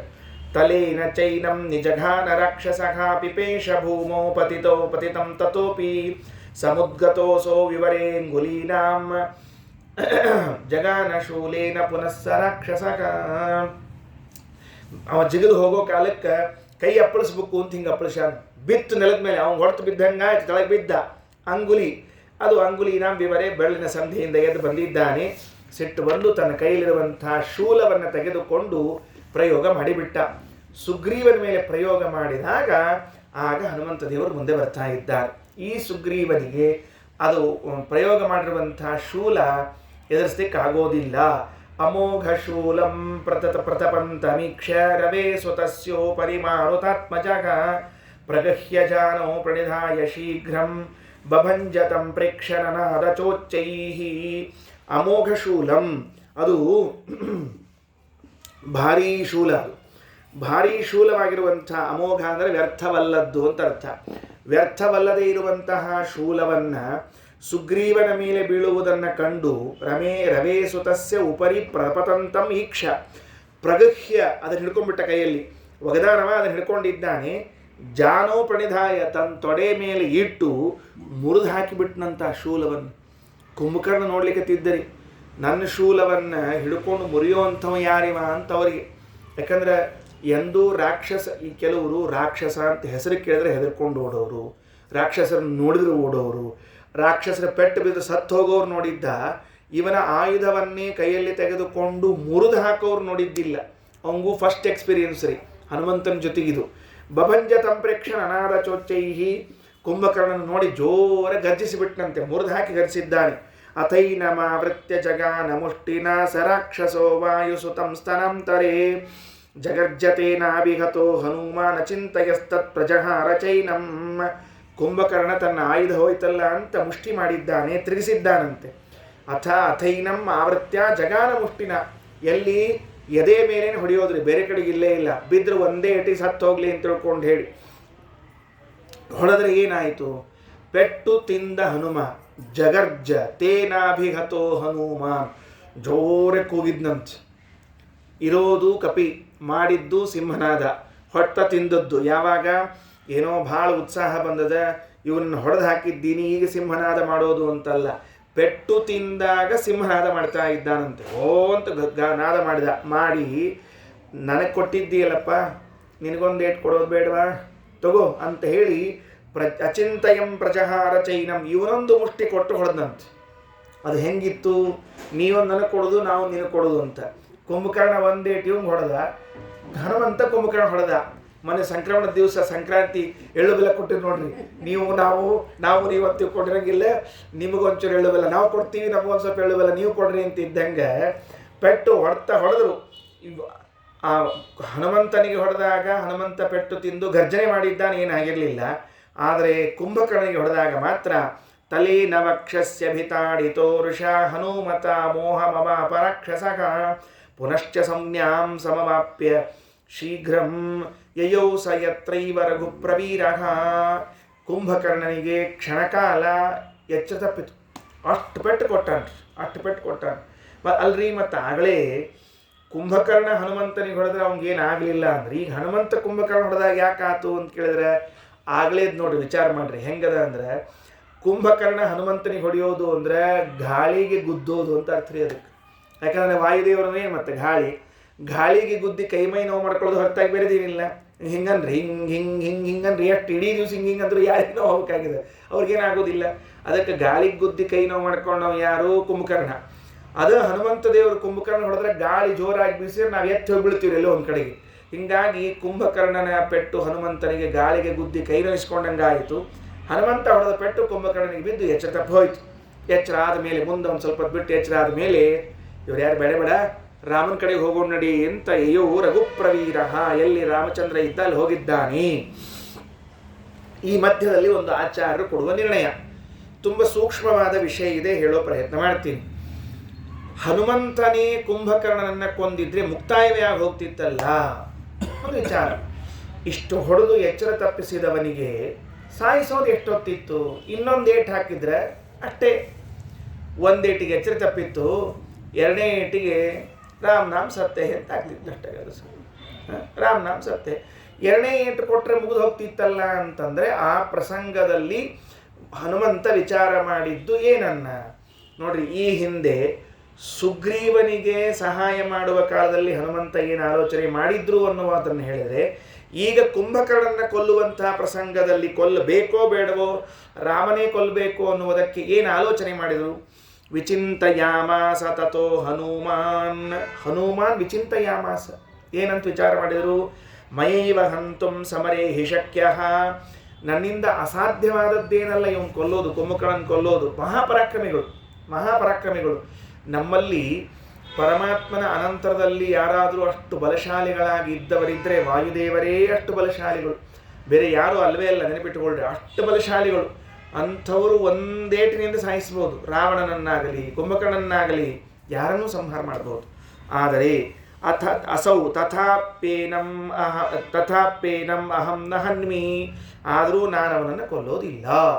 ಕೊಲ್ಲಿಕ್ಕೆ ಬರ್ತಿದ್ರೂ ಕೂಡ ಕೊಲ್ಲುವುದಿಲ್ಲ. ಕಾರಣ ಏನು? ಯಶೋ ಹಿ ರಾಮಸ್ಯ ದೃಢಂ ಪ್ರಕಾಶಯನ್. ರಾಮ ಕೊಂದು ಕೀರ್ತಿವಂತನಾಗಬೇಕಾಗಿದೆ. ರಾಮನ ಕೀರ್ತಿಗೆ ನಾನು ಕಲಂಕ ತರುವ ಕೆಲಸ ಮಾಡಬಾರ್ದು. ಏನು ಮಾಡಬಾರ್ದು? ನಾಳೆ ಲೋಕವಿಖ್ಯಾತಿ ಏನದ? ರಾವಣನನ್ನಾಗಲಿ ಕುಂಭಕರ್ಣನನ್ನಾಗಲಿ ರಾಮನೇ ಕೊಂದ ಅಂತಾಗಬೇಕೇ ಹೊರತಾಗಿ, ಪಾಪ ರಾಮಗ ಅಷ್ಟೊತ್ತಿಗೆ ಶ್ರಮ ಆಗಿತ್ತು, ಅದಕ್ಕೆ ಹನುಮಂತನ ಹೆಲ್ಪ್ ತಗೊಂಡು ಹನುಮಂತ ಕೊಂದದ್ದಕ್ಕೆ ರಾಮಗೆ ಹೆಂಡತಿ ಸಿಕ್ಲು, ಇಲ್ಲಿ ಸಿಕ್ತಿದ್ದಿಲ್ಲ, ಹಿಂಗೆ ಅಪಕೀರ್ತಿ ಬರೋದು ಬೇಡ. ಹೌದೋ ಇಲ್ಲೋ? ಹಾಗಾದರೆ ನಾವು ಆ ಕಾರ್ಯವನ್ನು ಮಾಡುವಾಗ ಹನುಮಂತ ದೇವರಂತಾರೆ, ನಾ ಈ ಕೆಲಸ ಮಾಡಿದರೆ ನನ್ನ ಸ್ವಾಮಿಗೆ ಕೀರ್ತಿಯೋ ಅಪಕೀರ್ತಿಯೋ? ಸುಗ್ರೀವನಿಗೆ ಸಹಾಯ ಮಾಡೋದ್ರಿಂದ ಅವನಿಗೆ ಕೀರ್ತಿಯೋ ಅಪಕೀರ್ತಿಯೋ? ಹಾಗಿದ್ರೆ ಇದ್ರ ಎರಡನೇ ಪ್ರಸಂಗದಲ್ಲೂ ಹಾಗೆ ಆಲೋಚನೆ ಅದ. ಮತ್ತು ಹಂಗಿದ್ರೆ ಈಗಾಗಲೇ ಸಿದ್ಧ ಇದ್ದಾಗ ಮತ್ತ್ಯಾಕೆ ಹೇಳಬೇಕಾಯ್ತು ಇನ್ನೊಂದು ಸರ್ತಿ ಅದೇ ವಿಚಾರವನ್ನು? ಸುಗ್ರೀವನ ವಿಷಯದಲ್ಲಿ ಯಾವುದು ನಿರ್ಧಾರ ಮಾಡಲಾಗಿದೆಯೋ ಅದನ್ನೇ ಕುಂಭಕರ್ಣ ಕೊಂದಾಗ ರಾಮನಿಗೆ ಏನಾಗ್ತದ ಅಂತ ಮತ್ತೆ ಪುನರ್ವಿಮರ್ಶೆಗೊಳಪಡ್ತಲ್ಲ ಅಂದರೆ ಅದಕ್ಕೊಂದು ಶಾಸ್ತ್ರದ ನಿಯಮ. ಸಿದ್ಧೇ ಸತಿ ಆರಂಭ ನಿಯಮಾರ್ಥ ಅಂತ ಕರೆದಿದ್ದಾರೆ. ಈಗಾಗಲೇ ಒಂದು ವಿಷಯ ಸಿದ್ಧವಾಗಿದ್ದರೆ ಮತ್ತೊಂದು ಬಾರಿ ಅದನ್ನು ಹೇಳ್ತಿದ್ರೆ ಇದು ನಿಯಮ, ರೂಲ್ ಅನ್ನೋದನ್ನು ಜಗತ್ತಿಗೆ ತಿಳಿಸ್ಬೇಕಾಗ್ತದೆ. ಆದ್ದರಿಂದ ಸಿದ್ಧೇ ಸತಿ, ಸುಗ್ರೀವನಿಗೆ ತೊಂದರೆಯಾಗದೇ ಇದ್ದಂತೆ ನಾನು ರಕ್ಷಣೆ ಮಾಡಬೇಕು, ಅವನಿಗೆ ಅಪಕೀರ್ತಿ ಬರಬಾರದು ಎನ್ನುವುದು ಸಿದ್ಧವಾಗಿದ್ದರು. ಮತ್ತೊಂದು ಬಾರಿ ಕುಂಭಕರ್ಣನ ಕೊಂದು ರಾಮನಿಗೆ ಅಪಕೀರ್ತಿ ಬರಬಾರದು ಅನ್ನುವಂಥ ವಿಚಾರ ವಿಮರ್ಶೆಯನ್ನು ಯಾಕೆ ಮಾಡಿದರು? ಸಿದ್ಧೇ ಸತಿ ಆರಂಭ ನಿಯಮಾರ್ಥ. ಇದು ರೂಲ್, ಇದು ನಿಯಮ, ಇದು ತಪ್ಪಿಸಬಾರ್ದು ಈ ನಿಯಮವನ್ನು ಅಂತ ಹೇಳಿ ಮಾಡಿದ್ದಾರೆ. ಒಂದು. ಎರಡನೇದ್ದು ಏನಾಗ್ತದೆ? ಈಗ ರಾಮನಿಗೆ ಕೀರ್ತಿ ಹೋಗಬಾರ್ದು ಅಂತ ಒಂದದು ಅಲ್ರಿ. ನೀವೇನೋ ಹನುಮನ ಪಕ್ಷದಲ್ಲಿ ಇಟ್ಟುಕೊಂಡು ಅವನಿಗೆ ಕೀರ್ತಿ ಬರಬೇಕು ಅನ್ನೋದಕ್ಕೆ ಹನುಮ ಬಿಟ್ಟಿದ್ದಾನೆ ಅಂತಂತಿದ್ದೀರಿ. ಅಲ್ಲಾದ ಘಟನೆಯನ್ನು ಯಾಕೆ ಮರ್ತಿದ್ದೀರಿ ನೀವು? ಎಲ್ಲಿ? ಆ ಜಯ ವಿಜಯರಿಗೆ ಸನಕಾದಿಗಳು ಶಾಪ ಕೊಟ್ಟಾಗ ಭಗವಂತ ಹೊರಗೆ ಬಂದ, ಹೇಳ್ದ ನೀವೇನು ಚಿಂತೆ ಮಾಡಬೇಡ್ರಿ, ನೀವು 3 ಜನ್ಮದಲ್ಲಿ ರಾಕ್ಷಸರಾಗಿ ಹುಟ್ಟ್ರಿ, ಮಯೈವ ವಧ್ಯೌ ಭವತೌ ತ್ರಿಜನ್ಮಸು, 3 ಜನ್ಮದಲ್ಲೂ ನಾನೇ ನಿಮ್ಮನ್ನು ಕೊಲ್ಲುತ್ತೀನಿ ಅಂತ ಮಾತು ಕೊಟ್ಟಿದ್ದಾನೆ ದೇವರು. ಒಂದು ವೇಳೆ ಹನುಮ ಏನಾದರೂ ಕುಂಭಕರ್ಣನನ್ನು ಕೊಂದರೆ ದೇವರ ಮಾತಿಗೆ ವಿರೋಧ ಮಾಡಿದಂತೆ ಆಗೋದಿಲ್ವೋ? ದೇವರ ವರವನ್ನು ಮೀರಿದಂತೆ ಆಗೋದಿಲ್ವೋ? ಅದನ್ನೊಂದು ವಿಚಾರ ಮಾಡಬೇಕಲ್ಲ. ಕೇವಲ ಲೌಕಿಕ ವಿಚಾರ ಮಾಡ್ತಾ ಇದ್ದೀರಿ, ಪಾರಲೌಕಿಕ ಯಾಕೆ ವಿಚಾರ ಮಾಡಲಿಲ್ಲ? ಅದನ್ನು ಶ್ರೀಮದಾಚಾರ್ಯ ತೆಗೆದುಕೊಳ್ಳುತ್ತಾರೆ. ಏನಂತ? ಅನನ್ಯವಧ್ಯಂ ತಮಿಮಂ ನಿಹತ್ಯ ಸ್ವಯಂ ಸ ರಾಮೋ ಯಶ ಆಹರೇತ ದತ್ತೋ ವರೋ ದ್ವಾಪರಯೋ ಸ್ವಯಂಚ ಜನಾರ್ದನೇನೈವ ಪುರಾತನಶ್ಚ. ಅನನ್ಯವಧ್ಯಂ, ಬೇರೆ ಇನ್ಯಾರಿಂದಲೂ ಅವರು ಸಾಯೋ ಹಂಗಿಲ್ಲ. ಯಾಕೆ? ಭಗವಂತನೇ ವರ ಕೊಟ್ಟಿದ್ದಾನೆ, ನಾನೇ ಕೊಲ್ತೀನಿ ಅಂತ. ಅಲ್ರಿ, ನಾನೇ ಕೊಲ್ತೀನಿ ಅಂತ ವರ ಕೊಟ್ಟಾಗ ಉಳಿದವ್ರು ಕೊಲ್ಲೋ ಹಂಗಿಲ್ಲ ಅಂಬೋದು ಅಂಡರ್ಸ್ಟುಡ್. ಅದು ಮತ್ತು ಅದಕ್ಕೆ ಪ್ರತ್ಯೇಕ ಹೇಳಬೇಕಾಗಿಲ್ಲ. ಅನನ್ಯವದ್ಯಂ ತಮಿಮಂ ನಿಹತ್ಯ, ಅವನನ್ನು ಕೊಂದು ಸ್ವಯಂ ಸ ರಾಮ ಯಶ ಆಹರೇತ, ರಾಮನಿಗೆ ಅದು ಕೀರ್ತಿ ಬರಲಿ. ಏನಂತ? ರಾಮ ಸತ್ಯ ಪ್ರತಿಜ್ಞ, ಮೂಲ ರೂಪದಲ್ಲೂ ಮಾತು ಕೊಟ್ಟಿದ್ದ. ಏನಂತ? ನಿಮ್ಮನ್ನು ನಾನೇ ಕೊಲ್ತೀನಿ ಅಂತ. ಅವತಾರ ಮಾಡಿದಾಗಲೂ ಅವನೇ ಕೊಂದು ಅವನ ಮಾತನ್ನು ಉಳಿಸಿಕೊಳ್ಳಿ. ದತ್ತಃ ವರಹ ದ್ವಾಪರಯೋ ಸ್ವಯಂ ಚ, ಏನೋ ದ್ವಾಪರಯೋ ಅಲ್ಲ, ದ್ವಾರಪಯೋ ಇರಬೇಕು. ಹಾಂ, ದ್ವಾರಪಯೋ ಅಂದರೆ ದ್ವಾರಪಾಲಕರು, ದ್ವಾರಪಾಲಕರಾಗಿರುವಂಥವರಿಗೆ ವರ ಕೊಟ್ಟು, ದತ್ತೋ ವರೋ ದ್ವಾರಪಯೋ ಸ್ವಯಂ ಚ, ದ್ವಾರಪಾಲಕರಾಗಿರುವ ಅವರಿಗೆ ತಾನೇ ವರ ಕೊಟ್ಟಿದ್ದಾನೆ. ಜನಾರ್ದನೇನೈವ ಪುರಾತನೇನ, ಹಿಂದೆ ತಾನೇ ವರ ಕೊಟ್ಟಿದ್ನಲ್ಲ ಅದಕ್ಕಾಗಿ. ಏನು ವರ ಕೊಟ್ಟಿದ್ದ? ಮಯೈವ ವದ್ಯೌ ಭವತಂ ತ್ರಿಜನ್ಮಸು, 123ನೇ ಶ್ಲೋಕ. ಪ್ರವೃದ್ಧ ವೀರ್ಯಾವಿತಿ ಕೇಶವೇನ ಮಯೈವ ವದ್ಯೌ ಭವತಂ ತ್ರಿಜನ್ಮಸು, ನೀವು 3 ಬಾರಿ ಹುಟ್ಟಿ ಬಂದರೂ ಮಹಾಪರಾಕ್ರಮಿಗಳಾಗಿದ್ದರೂ ನನ್ನಿಂದಲೇ ಹತರಾಗ್ತೀರಿ ಅಂತದ. ಆದ್ದರಿಂದ ಆ ಮಾತಿಗನುಗುಣವಾಗಿ ನಡೀಬೇಕು ಅಂತ. ಅಂತೂ 2 ಪ್ರಸಂಗಗಳು ಬಂದು ಆಚಾರ್ಯರು ಕಥಾನುವಾದವನ್ನು ಮಾಡಿ ನಿರ್ಣಯವನ್ನು ತಿಳಿಸ್ತಾ ಇದ್ದಾರೆ. ಕಥಾನುವಾದ ಏನು? ಕುಂಭಕರ್ಣನಿಗೂ ಹನುಮನಿಗೂ ಪರಸ್ಪರ ಮುಖಾಮುಖಿಯಾಯಿತು.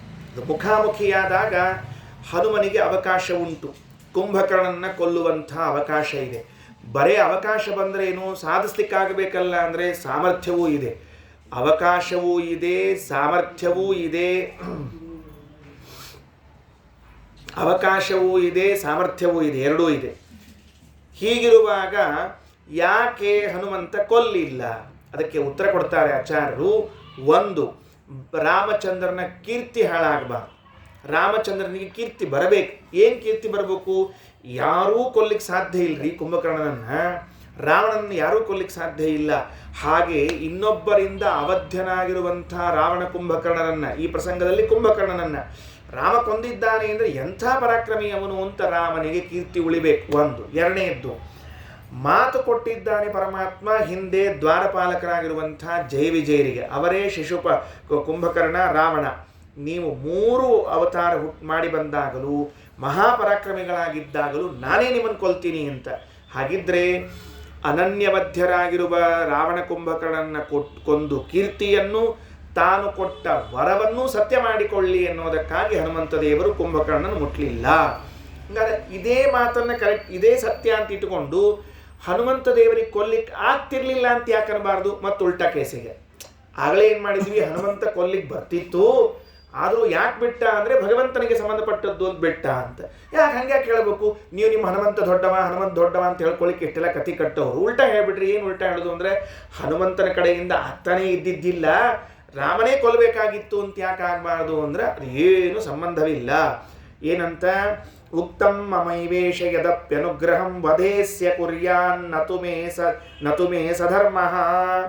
ನಾನು ಕೊಂದ್ರೆ, ನೆನಪಿಟ್ಟುಕೊಳ್ರಿ, ವಧೆ ಅಸ್ಯ ಕುರ್ಯಾತ್, ಇವನನ್ನು ಸಂಹಾರ ಮಾಡಿದರೆ ಯದಪಿ ಅನುಗ್ರಹಂ ಕುರ್ಯಾತ್, ರಾಮದೇವರು ಅನುಗ್ರಹ ಮಾಡ್ತಾರೆ ಹೊರತಾಗಿ ಏನೇನು ಅನ್ನುವುದಿಲ್ಲ. ಆದರೆ ನತು ಮೇ ಸಧರ್ಮ, ಅದು ನನ್ನ ಧರ್ಮ ಅಲ್ಲ. ಅಂದರೆ ಉತ್ತರ ಏನು ಕೊಟ್ಟರು? ನಾನು ಕೊಲ್ಲಿಕ್ಕೆ ಸಮರ್ಥನಿದ್ದೀನಿ, ಕೊಂದರೆ ಭಗವಂತನ ಮಾತು ಮೀರಿದಂತ ಆಗೋದಿಲ್ಲ, ಉಲ್ಟಾ ಭಗವಂತನ ಅನುಗ್ರಹಕ್ಕೆ ಪಾತ್ರನಾಗ್ತೀನಿ. ಅಂದ್ರೆ ಆಚಾರ್ಯರು ಕೊಡೋ ನಿರ್ಣಯ ಹೆಂಗದ ಅಂದ್ರೆ ಭಗವಂತನ ವರಕ್ಕೂ ತೊಂದರೆಯಾಗದೇ ಇದ್ದಂತೆ, ಹನುಮಂತನ ಪರಾಕ್ರಮಕ್ಕೂ ಏನೋ ಘಾಸಿ ಬರದೇ ಇದ್ದಂತೆ ನಿರ್ಣಯ ಕೊಡ್ಲಿಕ್ಕತ್ತಾರೆ. ಹನುಮಂತ ಕೊಂದಿದ್ರೇನು ಕೊಂದೇ ಕೊಲ್ತಾನಂತ ಅರ್ಥದ. ಕೊಂದಿದ್ರೆ ಮತ್ತು ದೇವ್ರು ಏನು ಮಾಡ್ತಿರ್ಲಿಲ್ಲ, ಕೊಂದಿಯಪ್ಪ ಭಾಳ ಸಂತೋಷ ಆಯ್ತು ಬಾ ಇಲ್ಲಿ ಅಂತ ವರ ಕೊಡ್ತಿದ್ದ. ಹಾಗಾದರೆ ದೇವರು ಕೊಟ್ಟ ಮಾತನ್ನೂ ಮೀರಿ ಹನುಮಂತ ದೇವರು ಪ್ರವೃತ್ತರಾಗಿದ್ದರೂ ಭಗವಂತನ ಅನುಗ್ರಹಕ್ಕೆ ಪಾತ್ರರಾಗ್ತಿದ್ರೆ ಹೊರತಾಗಿ ನಿಗ್ರಹಕ್ಕೆ ಪಾತ್ರರಾಗ್ತಿರ್ಲಿಲ್ಲ. ಹೀಗಿದ್ದರೂ ಹನುಮಂತ ದೇವರು ನತುಮೇ ಸ್ವಧರ್ಮ, ಅದು ನನ್ನ ಧರ್ಮ ಅಲ್ಲ, ಭಗವಂತನ ಧರ್ಮ ಅಂತ ತಿಳಿದುಕೊಂಡು ಕುಂಭಕರ್ಣನ ಬಿಟ್ಟಿದ್ದಾರೆ. ನೋಡ್ರಿ, ಎಷ್ಟು ಒಂದು ಸಣ್ಣ ಘಟನೆ, ಇದನ್ನು ಎಷ್ಟು ರೀತಿಯಿಂದ ವಿಚಾರ ವಿಮರ್ಶೆ ಒಳಪಡಿಸ್ಬೇಕು ಶ್ರೀಮದಾಚಾರ್ಯರು. ಅಂದರೆ ರಾಮಾಯಣವನ್ನು ಓದುವಾಗ, ವಾಲ್ಮೀಕಿ ರಾಮಾಯಣವನ್ನಿರಬಹುದು, ಬೇರೆ ರಾಮಾಯಣವನ್ನು ಓದುವಾಗಿರಬಹುದು, ಆಗ ಬರುವಂತಹ ಪ್ರಶ್ನೆಗಳನ್ನು ಎತ್ತಿಕೊಂಡು ಆಚಾರ್ಯರು ಉತ್ತರವನ್ನು ಕೊಡ್ತಾ ಬರ್ತಾರೆ. ಇತಿ ಸ್ಮ ಸಂಚಿತ್ಯ ಕಪೀಶಯುಕ್ತೋ ಜಗಾಮಯತ್ರೈವ ಕಪಿ ಪ್ರವೀರಾಹ. ಅಂಥೇಳಿ ಆಲೋಚನೆ ಮಾಡಿದ ಹನುಮಂತ ದೇವರು ಎಲ್ಲಿ ಕಪಿಗಳಿದ್ರು ಅಲ್ಲಿ ಹೋಗ್ಬಿಟ್ರು. ಸಕುಂಭಕರ್ಣೋ ಅಖಿಲವ ನರಾಂಸ್ತು ಪ್ರಭಕ್ಷಯನ್ ರಾಮ ಉಪಾಜಗಾಮ. ಅವ ಮುಂದೆ ಹೊಕ್ಕೋತ ಎಲ್ಲ ಕಪಿಗಳನ್ನು ಬಾಯ ಹಾಕೋತ ಹೊಂಟ ಮತ್ತೆ ಯಥಾ ಪ್ರಕಾರವ ತನ್ನ ಕಾರ್ಯಕ್ರಮ ಏನು ಬಿಟ್ಟಿದ್ದಿಲ್ರಿ, ಹೋದ್ ಹಾಕೋತ. ತೇ ಭಕ್ಷಿತಾಸ್ತೇನ ಕಪಿ ಪ್ರವೀರಾ 125ನೇ ಶ್ಲೋಕ. ಸರ್ವೇಪಿ ನಿರ್ಜಗ್ಮುರ ಪುಷ್ಯದೇಹಾತ್ ಸ್ರೋತೋಭಿರೇವಾತ ಚರೋಮಕೂಪೈ ಕೇಚಿತ್ತಮೇವ ರುರುಹುರ್ಯಥಾ ಗಿರಿಂ. ತೇ ಭಕ್ಷಿತಾಃ ತೇನ ಕಪಿಪ್ರವೀರಾಃ ತೇ ಕಪಿಪ್ರವೀರಾಃ ತೇನ ಭಕ್ಷಿತಾಃ. ಆ ಕಪಿಶ್ರೇಷ್ಠರೆಲ್ಲರೂ ಕೂಡ ಈ ಇವರಿಂದ ಕುಂಭಕರ್ಣ ತಿನ್ನಲ್ಪಟ್ಟರು.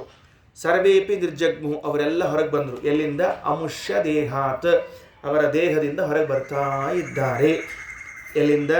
ಸ್ರೋತೋಭಿಹಿ ಅಂದರೆ ನವದ್ವಾರಗಳು, ಯಾವುದವು? ಕಣ್ಣು, ಕಿವಿ, ಬಾಯಿ, ಮೂಗು ಏನೇನವ ಹೊರಗೆ ಬರ್ತಾ ಇದ್ದಾರೆ. ರೋಮಕೂಪೈಹಿ, ಕೂದಲುಗಳಿಂದ ಹೊರಗೆ ಬರ್ತಿದ್ದಾರೆ. ಕೆಲವರು ಏನು ಮಾಡಿದ್ರು ಕಪಿಗಳು? ಕೇಚಿತ್ ತಮೇವ ಆರುರುಹು, ಕೆಲವರು ಮೇಲೆ ಹತ್ಕೊತ ಹೊಂಟ್ರಂತವ್ರ ಹಿಂಗೆ ಮೇಲೆ ಹತ್ಕೊಂಡ್ರಂತ. ಎಲ್ಲಿ? ಕುಂಭಕರ್ಣನ ಮೇಲೆ.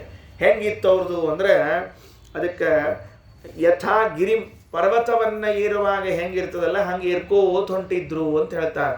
ಅದಕ್ಕೆ ಪರ್ವತಕ್ಕೆ ಏರೋದಕ್ಕೇನೋ ಅಂತಾರಲ್ಲ, ಅದಕ್ಕೆ ಇಂಗ್ಲೀಷ್ನಾಗ ಒಂದು ಶಬ್ದದ ಪರ್ವತ ಏರೋದು ಅಂತ ಕರೀತಾರೆ. ಅದಕ್ಕೆ ಪರ್ವತ ಏರ್ಕೋತ ಹೋದಂತೆ ಇವರು ಏರ್ಕೋತ ಹೋದರು ಅಂತ ತಿಳಿಸಿಕೊಟ್ಟಿದ್ದಾರೆ. 125ನೇ ಶ್ಲೋಕ ಮುಗೀತು. 126. ಈ ಹುಚ್ಚ ಅವನಿಗೆ ತಿನ್ನೋದಷ್ಟೇ ಚಟ. ತಿನ್ನೋ ಚಟ ಇದ್ದಾಗ ಯಾರನ್ನು ತಿಂತೀನಿ ಯಾರನ್ನು ಬಿಡ್ತೀನಿ ಅಂತ ವಿಚಾರಣೆ ಇಲ್ಲರಿ. ಕಪಿಗಳನ್ನು ತಿನ್ನೋದ್ರ ಜೊತೆಗೆ ತಮ್ಮವ್ರನ್ನೂ ತಿಂತಿತ್ತಂಥದ್ದು. ಹುಚ್ಚೋ ಶಾಣೆ ಹೇಳೋಣಂತ. ಶತ್ರು ಪಕ್ಷದವ್ರನ್ನ ತಿಂದರೆ ಒಂದು ಅರ್ಥ, ತನ್ನ ಪಕ್ಷದವ್ರನ್ನೂ ತಿಂದುಬಿಟ್ರೆ ಸತಾನ್ ವಿಧೂಯಾಶು ಯಥಾ ಮಹಾಗಜೋ ಜಗಾಮ ರಾಮಂ ಸಮರಾರ್ಥಮೇಕಃ ಪ್ರಭಕ್ಷಯನ್ ಸ್ವಾನ್ ಅಪರಾಂಶ್ಚ ಸರ್ವಶೋ ಮತ್ತಸ್ಸಮಗ್ರಾಯ ಚ ಶೋಣಿತಂ ಪಿಬನ್. ಅವು ಕೆಲವೇನು ಕಪಿಗಳು ಬೆಟ್ಟ ಇರುವಂತೆ ಇರ್ತಾ ಇದ್ರು ಮೈ ಮೇಲೆ, ಹಿಂಗೆ ಅಳ್ಳಾಡ್ಸ್ಬಿಟ್ನಂತ. ಮತ್ತ ಮಹಾಗಜ ಯಥಾ ವಿಧೂಯ, ದೊಡ್ಡ ಆನಿ ಮೈಗೆ ಹತ್ತಿದ್ದನ್ನು ಹಿಂಗೆ ಝಾಡಿಸ್ಕೊಂಡು ಹೋಗಂಗಿಲ್ಲ, ಹಂಗೆ ಝಾಡಿಸ್ಕೊಂಡು ಮುಂದೆ ಹೊರಟ್ರಂತ. ಜಗಾಮ ರಾಮಂ, ರಾಮಚಂದ್ರನ ಕಡೆಗೆ ಹೋಗ್ತಿದ್ದಾರೆ. ಸಮರಾರ್ಥಂ ಏಕಃ, ಯುದ್ಧಕ್ಕಾಗಿ ಹೋದರು. ಪ್ರಭಕ್ಷೆಯನ್ನು ತಿಂತಿದ್ದಾನೆ. ಯಾರನ್ನ? ಸ್ವಾನ್ ಅಪರಾಂಶ್ಚ, ತಮ್ಮವರನ್ನೂ ತಿಂದ, ಮುಂದಿನ್ನೂ ತಿಂದ. ಸಾಲಿಲ್ರಿ, ಮುಂದೇನು ಮಾಡ್ತಿದ್ದ? ಸಮಾಗ್ರಾಯ, ಅವ್ರನ್ನ ವಾಸ್ತಿ ನೋಡ್ತಿದ್ದಂತ. ಚಲೋ ಇತ್ತು ಅಂದ್ರೆ ಅವ್ರನ್ನ ಹರ್ಕೊಂಡು ರಕ್ತ ಕುಡಿತಿತ್ತಂಥದ್ದು ಪಾಪ. ಇಂಥವೆಲ್ಲ ಮಾಡ್ಕೋತ ಹೊರಟಿತ್ತು. ಮತ್ತ ಸಮಾಗ್ರಾಯ ಚ ಶೋಣಿತಂ ಪಿಬನ್. ಇನ್ನು ಅಷ್ಟೊತ್ತಿಗೆ ಲಕ್ಷ್ಮಣ ನೋಡಿದ್ದಾನೆ. ಲಕ್ಷ್ಮಣ ಬಾಣ ಬಿಡ್ತಿದ್ದಾನೆ. ನ್ಯವಾರಯಂತಂ ಶರವರ್ಷಧಾರಯ ಸ ಲಕ್ಷ್ಮಣೋ ನೈನಮಚಿಂತಯತ್ ಸಹ ಜಗಾಮ ರಾಮಂ ಗಿರಿಶೃಂಗಧಾರಿ ಸಮಾಕ್ವಯತ್ತಂ ಸಮರಾಜ ಚಾಶು. ತಂ ಶರವರ್ಷಧಾರಯ ಸಹ ಲಕ್ಷ್ಮಣ ನ್ಯವಾರಯತ್. ಆ ಲಕ್ಷ್ಮಣ ಬಾಣಗಳ ಮಳೆಯನ್ನು ಸುರಿತಾ ಅವನನ್ನು ತಡೆದ. ಆದರೆ ನೈನಮಚಿಂತಯತ್ ಸಹ ಲಕ್ಷಣೇ ಕೊಡಲಿಲ್ಲಂತೆ. ನೀವೇನು ನಡಿ ಅಂತ ತಿಳ್ಕೊಂಡು ಹೇಳಿ ಬಡ ಬಡ ಬಡ ಮುಂದೆ ಹೋಗ್ಬಿಟ್ಟವ. ಎಲ್ಲಿ ಹೋದ? ರಾಮಂ ಜಗಾಮ, ರಾಮನ ಕಡೆ ಹೋಗ್ತಾನೆ. ಗಿರಿಶೃಂಗಧಾರಿ, ತನ್ನ ಶೂಲಾಯುಧ ಮುರಿದಿತ್ತಲ್ಲ ಅದಕ್ಕೆ ಪರ್ವತದ ಒಂದು ಮೇಲಿನ ಬೆಟ್ಟ ಹಿಡ್ಕೊಂಡು ಅದನ್ನೇ ಹೋಗಿದ್ದಾನಂತ. ಸಮರಾಯ ಸಮಾಹ್ವಯತ ಆಶು, ಯುದ್ಧಕ್ಕೆ ಬಾ ಅಂತ ಕರೆದಂತ. ಈ ಕುಂಭಕರ್ಣ ರಾಮನ್ ಕರೆದಿದ್ದಾನೆ. ಆಗ 128ನೇ ಶ್ಲೋಕ. ಅಥೋ ಸಮಾಧಾಯ ಧನುಸ್ಸುಘೋರಂ ಶರಾನ್ ಸುರೇಶಾಶನಿವೇ ತುಲ್ಯವೇಗಾನ್ ಪ್ರವೇಶಯಾಮಾಸ ನಿಶಾಚರೇ ಪ್ರಭು ಸರಾಘವಃ ಪೂರ್ವಹತೇಶು ಯದ್ವತ್. ಅಥ ಅನಂತರದಲ್ಲಿ ರಾಘವ ರಾಮಚಂದ್ರನು ಸುಘೋರಂ ಸಮಾಧಾಯ ಬಿಲ್ಲನ್ನು ತೆಗೆದುಕೊಂಡಿದ್ದಾರೆ. ಅದು ಧನಸ್ಸು ಹೆಂಗಿತ್ತು ಕೈಯಲ್ಲಿದ್ದದ್ದು ಅಂದರೆ ಘೋರವಾದದ್ದು. ಯಾಕೆ ಅದಕ್ಕೆ ಘೋರ ಅಂತ ಕರೀತಾರೆ ಅಂದರೆ ಶತ್ರುಗಳ ಮೇಲೆ ಪ್ರಯೋಗಿಸಿದಾಗ ಅದಕ್ಕೆ ಬಾಣವನ್ನು ಹೂಡಿ ಅದು ನಿಷ್ಫಲವಾಯಿತು, ವಿಫಲವಾಯಿತು ಅಂತ ಆಗ್ತಿರ್ಲಿಲ್ಲ. ಅದಕ್ಕಾಗಿ ಘೋರ ಅಂತ ಕರೀತಾರೆ. ಶರಾನ್, ಬಾಣಗಳನ್ನು ಬಿಟ್ಟ. ರಾಮ ಬಾಣ ಅಂತ ಕರೀತಿದ್ರು ಹಿಂದಕ್ಕೆಲ್ಲ ಬರ್ತಿದ್ದು ರೀ, ಭಾಳ ಚಂದ ಬರ್ತಿದ್ದು. ಔಷಧಗಳ ಅಡ್ವರ್ಟೈಸ್ಮೆಂಟ್ ಬರ್ತಿದ್ದು ರೀ ಪೇಪರ್ನ್ಯಾಗ. ಸಂಯುಕ್ತ ಕರ್ನಾಟಕ ಪೇಪರ್, ಪ್ರಜಾವಾಣಿ, ಉದಯವಾಣಿ ಬರ್ತಿದ್ದು, ತಳಗೆ ಹಾಕಿರ್ತಿದ್ರು ರೀ. ಎಲ್ಲ ರೋಗಗಳಿಗೆ ಒಂದೇ ರಾಮಬಾಣ, ನಮ್ಮ ಔಷಧ ತೊಗೊಳ್ರಿ ಅಂತ ಬರ್ತಿದ್ರು. ಅಂದ್ರೆ ಔಷಧ ತೊಗೊಂಡವಂಗೆ ಕರ್ನ ರಾಮಬಾಣ ಚುಚ್ತಿತ್ತು. ಯಾಕಂದ್ರೆ ಅಷ್ಟು ರೊಕ್ಕ ಕೊಡ್ತಾ ಹೋಗಾಗ್ತಿತ್ತವ. ನಮಗೆ ಆಶ್ಚರ್ಯ ಅನ್ನಿಸ್ತದೆ, ಹಿಂದಕ್ಕೆ ಮನಿ ಔಷಧ ಅಂತ ಭಾಳ ಇದ್ದವು ರೀ, ಮನಿ ಔಷಧಗಳು ಅಂತ. ಎಲ್ಲೂ ಹೊರಗಿನ ಔಷಧ ತೊಗೊಂಡು ಅಭ್ಯಾಸನೇ ಇದ್ದಿದ್ದಿಲ್ಲ ರೀ. ತಲೆಶೂಲಿ ಬಂದ್ರೆ, ನೆಗಡಿ ಬಂದ್ರೆ, ಕೆಮ್ಮು ಬಂದ್ರೆ ಎಲ್ಲ ಮನೆಯಾಗಿನ ಔಷಧ ರೀ. ಏನು ಮಾಡ್ತೀನಿ? ಶುಂಠಿನ ತಿರ್ಗಾಬ್ರಿಗೆ ಇನ್ನೇನಿಲ್ಲ. ಶುಂಠಿ, ಬೆಲ್ಲ, ಬೀಜ, ಮೆಣಸು ಇವ ಔಷಧ ಕುಟ್ಟಿ ಹಿಂಡಿ ಹಾಕಿದ್ರೆ ಕಷಾಯ ಆಯ್ತು, ನೆಗಡಿ ಹೋತ್ರಿ. ಸ್ವಲ್ಪ ಅದನ್ನು ಬೇಯಿಸಿ ಜೀರ್ಣ ಮಾಡಿ ಒಂದು ಸ್ವಲ್ಪ ತಲೆ ಹಚ್ಚಿದ್ರಿ ಅಂದರೆ ಅದಕ್ಕೆ ತಲೆಶೂಲಿ ಹೋತು. ಅರ್ಶಿನ ಪರ್ಶಿನ ತೆಗೆದು ಇಷ್ಟ ರೀ. ಇವ ಔಷಧ ರೀ, ಮನೆಯಾಗಿನ ಔಷಧ ಬೇರೆ ಇದ್ದಿದ್ದೇ ಇಲ್ಲ. ಅಂಥದ್ದು ಈಗ ಅಕ್ಷಿ ಅಂದ್ಕೊಳ್ಳೆ ಓಡಿರ್ತಾನೆ, ಟಕ್ ಅಂತ ಒಂದು ಗುಳಿಗೆ ಕೊಟ್ಟಿರ್ತೀವಿ. ತಲೆಶೂಲಿ ಬಂದ್ಕೊಳ್ಳೆ ಗುಳಿಗೆ ತೊಗೊಂಡೆ, ಕೊಟ್ಟು ಮೆಡಿಕಲ್ ಶಾಪ್ ಒಂದು ತಲೆಶೂಲಿ ಬಂದದ್ರಿ ಇವ್ರಿಗೆ ಗುಳಿಗೆ ಕೊಟ್ಟು. ಅದಕ್ಕೆ ರಾಮಬಾಣ ಅಂತ ತಿಳ್ಕೊಂಡು ಎದಕ್ಕೆ ಹೇಳ್ತಿದ್ರು ಅಂದರೆ ಔಷಧಗಳಿಗೆ. ಎಂಥ ರಾಮಬಾಣ ಅದು ಅಂತಂದರೆ ಒಂದು ತೊಗೊಂಡ್ಬಿಟ್ರೆ ಮುಗಿದು ಹೋತು ಅಂತ ಬಿಟ್ಟ. ಹೆಂಗಿತ್ತು? ಸುರೇಶ ಅಶನಿ ತುಲ್ಯ ವೇಗಾನ್. ಎಷ್ಟು ವೇಗದಿಂದ ಹೋಗ್ತಿತ್ತು ಬಾಣ ಅಂದರೆ ವಜ್ರಾಯುಧ. ಅದು ಇಂದ್ರದೇವರ ಕೈಯಲ್ಲಿದ್ದ ವಜ್ರಾಯುಧ ಎಷ್ಟು ವೇಗದಿಂದ ಹೋಗ್ತಿತ್ತು ಅಷ್ಟು ವೇಗದಿಂದ ಹೋಗ್ತಾ ಇದೆ. ಪ್ರವೇಶಯಾಮಾಸ, ಅವನ ಮೈಯೊಳಗೆ ಹೋಗ್ತು. ಪೂರ್ವಹತೇಶ ಎದ್ದೊತ್ತು, ಹಿಂದೆ ಈಗ ಹೆಂಗೆ ಮತ್ತು ರಾಕ್ಷಸರನ್ನು ಕೊಂದಿದ್ದ ರಾಮಚಂದ್ರ ಅದರಂತೆ ಕೊಂದಿದ್ದಾನೆ. ಯಾವದ್ಬಲೇನನ್ಯಹನತ್ ಖರಾದೀನ್ ನ ತಾವತೈವನ್ಯಪತತ್ಸ ರಾಕ್ಷಸಃ ಅತಃ ಪ್ರಗಸ್ಯಾತ್ಮಬಲೈಕದೇಶಂ ಪ್ರದರ್ಶಯನ್ ಬಾಣವರಂ ಮುಮೋಚ. ಇವ ಹಿಂದೆ ಖರಾದಿಗಳನ್ನು ಹೊಡೆಯುವಾಗ ರಾಮ ಏನು ಬಲವನ್ನು ಅಭಿವ್ಯಕ್ತ ಮಾಡಿದ್ನೋ ಅದಕ್ಕಿಂತಲೂ ಒಂದು ಚೂರು ಜಾಸ್ತಿ ಬಲವನ್ನು ಅಭಿವ್ಯಕ್ತ ಮಾಡಿದ್ನಂತೆ. ಯಾಕೆ ಅಭಿವ್ಯಕ್ತ ಮಾಡಿದ ಹೆಚ್ಚಿನ ಬಲವನ್ನು ಅಂತ ಕೇಳಿದ್ರೆ, ಅಷ್ಟು ಬಲಕ್ಕೆ ಇವ ಸಾಯಲಿಲ್ಲ, ಸ್ವಲ್ಪ ಪರಾಕ್ರಮಿ ಇದ್ದ ಅಂಥೇಳಿ ರಾಮ ಹೆಚ್ಚಿಗೆ ಶಕ್ತಿ ಹಾಕಿ ಹೊಡಿಬೇಕಾತು ಅಂತಲ್ಲ. ರಾಮನಲ್ಲಿ ಶಕ್ತಿ ಇದೆ, ಈಗ ಅದನ್ನು ಅಭಿವ್ಯಕ್ತ ಮಾಡಿದ ಅಂತ ಅಷ್ಟೇ ಅರ್ಥ. ಅದಕ್ಕೆ ಪ್ರದರ್ಶಯನ್ ಬಾಣವರಾನ್ ಮುಮೋಚ ಬಿಟ್ರು. ಆಯಿತು, ಕುಂಭಕರ್ಣನ ಸಂಹಾರ ಆಗ್ತದೆ. ಈಗ ಇನ್ನು 4 ಶ್ಲೋಕಗಳಲ್ಲಿ ಕುಂಭಕರ್ಣನ ಸಂಹಾರ ಆಗ್ತದೆ. ಅಲ್ಲಿಗೆ ಮುಕ್ತಾಯ ಮಾಡುವಂತೆ. ದ್ವಾಭ್ಯಾಂ ಸಬಾಹು ನಿಚಕರ್ತ ತಸ್ಯ. 2 ಬಾಣಗಳನ್ನು ಬಿಟ್ಟಿದ್ದಾನೆ, 2 ಭುಜಗಳನ್ನು ಕತ್ತರಿಸಿ ಬಿಟ್ಟ ರಾಮ. 2ಕ್ಕೆ ಹೋಯ್ತು. ಮುಂದೆ ಪದದ್ವಯಂ ಚೈವ ತಥಾ ಶರಾಭ್ಯಾಂ. 2 ಬಾಣಗಳನ್ನು ಬಿಟ್ಟಿದ್ದಾನೆ, ಕಾಲುಗಳನ್ನು ಕತ್ತರಿಸಿದ್ದಾನೆ. 2 ಕೈ ಹೋದು, 2 ಕಾಲು ಹೋದು ರೀ. ಅಥಾಪರೇಣ ಇನ್ನೊಂದು ತಗೊಂಡಾನ, ಶಿರೋಸ್ಯ ನಿಕೃತ್ಯ. ತಲೆಯನ್ನು ಕತ್ತರಿಸಿ ಬಿಟ್ಟ. ಅಲ್ರಿ, ಈಗ ಒಂದು ಸಮಸ್ಯೆ ಅದ. ಏನು ಸಮಸ್ಯೆ ಅದ? ಈ ರಾಕ್ಷಸರು ಇರ್ತಾರೆ ನೋಡ್ರಿ, ಅವರಿಗೆ ಹೆಂಗೆ ಬೇಕು ಹಂಗೆ ದೇಹವನ್ನು ತೆಗೆದುಕೊಳ್ಳಿಕ್ಕೆ ಬರ್ತಿರ್ತದೆ. ಒಂದು ದೃಷ್ಟಾಂತ ಹೇಳ್ತೀನಿ ನಿಮಗೆ. ಈಕಿ ಬಂದಿದ್ರಿ, ಪೂತನ ಅಂತ ತಿಳ್ಕೊಂಡು ಕೃಷ್ಣನ ಕೊಲ್ಬೇಕು ಅಂತ ಬಂದಿದ್ರಿ. ಭಾಗವತ ಕೇಳ್ತೀವಿ. ಆಕಿ ಹೆಂಗಿದ್ಲು ಅಂದರೆ ಬರೋ ಕಾಲಕ್ಕೆ ಚಂದ, ಚಲುವಿ, ಅಂದ, ಅಂಗಾರಿ ಅಂತೆಲ್ಲ ಹಚ್ಕೊಂಡು ಬಂದಿದ್ಲಕ್ಕಿ. ಪೌಡ್ರ್ ಗಿಡ ಹಚ್ಕೊಂಡು ಚಂದ ಬಂದಿದ್ಲಕ್ಕಿ. ಯಾವಾಗ ಕೃಷ್ಣ ಆಕಿಗೆ ಮತ್ತು ವಿಷಪಾನ ಮಾಡ್ಲಿಕ್ಕೆ ಹೋಗಿ ಆಕಿನ ಪ್ರಾಣ ಹಿಂಡಿದ್ನೋ ಸತ್ಲಕ್ಕಿ. ಸಾಯೋ ಕಾಲಕ್ಕೆ ತನ್ನ ಮೂಲ ರೂಪ ಏನಿತ್ತಲ್ಲ ಅದನ್ನು ಅಭಿವ್ಯಕ್ತ ಮಾಡಿಕೊಂಡ್ಲು. ಯಾಕಂದ್ರೆ ರಾಕ್ಷಸರು ಸಾಯೋ ಕಾಲಕ್ಕೆ ಮೂಲ ರೂಪದಾಗ ಹೆಂಗಿರ್ತಾವೆ ಹಾಗೆ ಸಾಯ್ಬೇಕು ಅಂತ ಒಂದು ವ್ಯವಸ್ಥೆ ಅದ. ಆಕೆ ಎಲ್ಲಿ ಬಿದ್ಲು ಅಂದ್ರೆ ಕೃಷ್ಣನ ಮನೆಯ ಅಂಗಳದೊಳಗೆ ಕಾಲು ಊರೊಳಗೆ ತಲೆ ಬಿದ್ದಿತ್ತಂತೆ. ಇಲ್ಲಿಂದ ಅಲ್ಲಿ ತನಕ ಹೋಗೋದ್ರಾಗ ಗದ್ದಲಾಗ್ತದೆ, ಯಾರು ಸತ್ತಾರಂತ ಗೊತ್ತಾಗಲ್ಲ ಕೆಲವೊಂದು ಸರ್ತಿ. ಇವ ಈಗ ಕುಂಭಕರ್ಣ ಸಾಯ್ಬೇಕು. ಈಗ ಸತ್ರ ಏನಾಗ್ತದೆ ಅಂದರೆ ಮೂಲ ರೂಪದಾಗ ಬೀಳ್ತದೆ ದೇಹ. ಮೂಲ ರೂಪದಾಗ ಬಿದ್ದರೆ ತೊಳಗೆ ಎಷ್ಟು ಕಪಿಗಳು ಏನು ತಾನು. ಅವ ಎಷ್ಟಿದ್ದ ಅಂತ ಕೇಳಿದ್ರೆ 3 ಲಕ್ಷ ಯೋಜನೆ ಇದ್ದಂತವ. 3 ಲಕ್ಷ ಯೋಜನೆ ಅಂದರೆ ಊಹಾತೀತ ಆದ ನಮಗೆ. ಅಂಥವನೇನಾದರೂ ಬಿದ್ದರೆ ಮುಂದೇನಾಗಬೇಡ. ಅದಕ್ಕೆ ರಾಮನ ವಿವೇಕ ಹೆಂಗೆ ಕೆಲಸ ಮಾಡ್ತದೆ, ಬುದ್ಧಿಶಕ್ತಿ ಹೆಂಗದ ಅಂತ ಅನ್ನೋದಕ್ಕೆ ಒಂದು ಮಾತು ಹೇಳ್ತಾರೆ. ಸಂಪ್ರಾಕ್ಷಿಪತ್ ಸಾಗರ ತೋಯ ಆಶು. ಬಾಣ ಹೊಡೆಯೋದ್ರ ಜೊತೆಗೆ ಬರೀ ಕತ್ತರಿಸ್ತಿರ್ಲಿಲ್ಲ ರಾಮ ಅದನ್ನು ಅದೇ ಕ್ಷಣದಲ್ಲಿ ಆ ಬಾಣಗಳೆಲ್ಲ ಇದು ಆ ದೇಹದ ತುಂಡುಗಳೆಲ್ಲ ಹೋಗಿ ಸಾಗರದಾಗ ಬೀಳ್ತಾ ಇದ್ವಂತ. ಕತ್ತರಿಸಿದ್ದೆಲ್ಲ ತೊಗೊಂಡೋಗಿ ಅಲ್ಲಿ ಹಾಕ್ಬೇಕ್ರಿ. ಅದಕ್ಕಂದ್ರು ಆ ಕ್ಷಣದಲ್ಲೇ ಅವನನ್ನು ಸಾಗರದಲ್ಲಿ ಬೀಳಿಸ್ಬಿಟ್ಟ. ತೊಗೊಂಡು ಹೋಗೋದು ರಮ್ಮಂತ ಹಾಕೋದು, ತೊಗೊಂಡು ಹೋಗೋದು ರಮ್ಮಂತ ಹಾಕೋದು. ರಾಮ ಎಷ್ಟು ವಿಚಾರ ಮಾಡಿದ್ದಾನೆ ಅಂದರೆ, ನಾವು ಬರೀ ಕೆಲಸವನ್ನಷ್ಟೇ ಮಾಡಬೇಕು ಅಂತ ಇಟ್ಕೊಂಡಿರ್ತೀವಿ, ಅದರ ಫಲ ಏನಾಗ್ತದೆ ಅಂತ ನೋಡ್ಲಿಕ್ಕೆ ಹೋಗಂಗಿಲ್ಲ. ಈಗ ಮನ್ಯಾಗ ಅಡುಗೆ ಮಾಡಬೇಕು ಅಂತದಂತ ಇಟ್ಕೊಳ್ರಿ, ಭಾಳ ಉತ್ಸಾಹದಾಗ ರಮ್ ಅಂತ ಅಡುಗೆ ಮಾಡಿಬಿಡೋಣಪ್ಪ. ಮುಂದೆ ಅದನ್ನು ತೊಳೆಯೋರು ಯಾರು? ಹೌದು ಇಲ್ಲೋ? ಈ ಗಂಡಸು ಅಡುಗೆ ಮಾಡಿದ್ದಕ್ಕೂ ಹೆಂಗಸು ಅಡುಗೆ ಮಾಡಿದ್ದಕ್ಕೂ ಎಷ್ಟು ವ್ಯತ್ಯಾಸ ಇರ್ತದಂತ ಒಂಚೂರು ವಿಚಾರ ಮಾಡಿ ನೋಡ್ರಿ. ಗಂಡಸು ಅಡುಗೆ ಮಾಡಿದಾಗ ಮನೆ ತುಂಬ ಹೊಲಸು ಮಾಡಿಬಿಟ್ಟಿರ್ತಾರೆ. ಅಡುಗೆ ಮನೆ ಎಂಬುದನ್ನು ದೇವರೇ ಪ್ರೀತಿರಿ.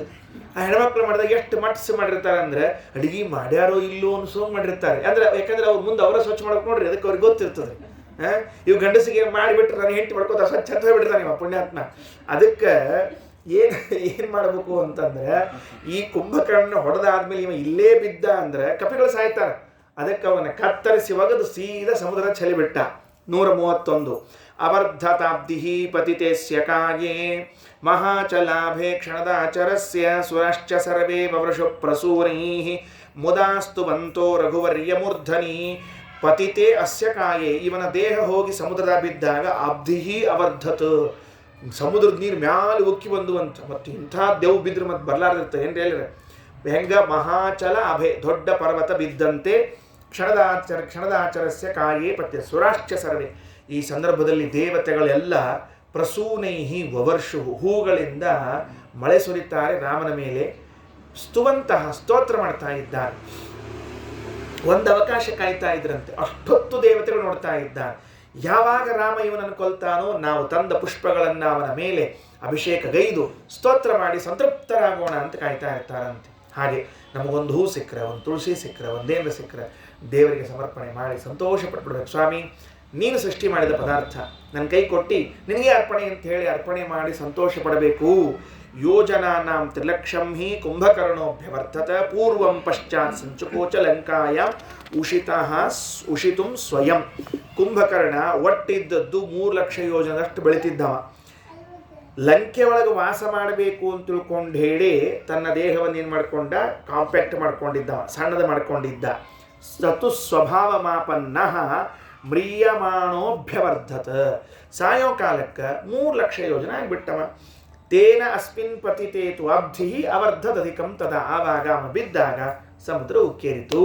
ಅದಕ್ಕೆ ಹೀಗೆ ರಾಮಚಂದ್ರ ಕುಂಭಕರ್ಣನ ಸಂಹಾರ ಮಾಡಿ ಅವನ ದೇಹವನ್ನು ಕತ್ತರಿಸಿ ಸಮುದ್ರಕ್ಕೆ ಬಿಸಾಡಿ ಸಮುದ್ರದ ನೀರು ಹೆಚ್ಚಾಗುವಂತೆ ಮಾಡಿದ್ದಾನೆ. ದೇವತೆಗಳಿಂದ ಸ್ತುತ್ಯನಾಗಿದ್ದಾನೆ ಎಂಬಲ್ಲಿಗೆ ಯಥಾಮತಿ ಅಭಿಪ್ರಾಯ. ಶ್ರೀಕೃಷ್ಣಾರ್ಪಣಮಸ್ತು.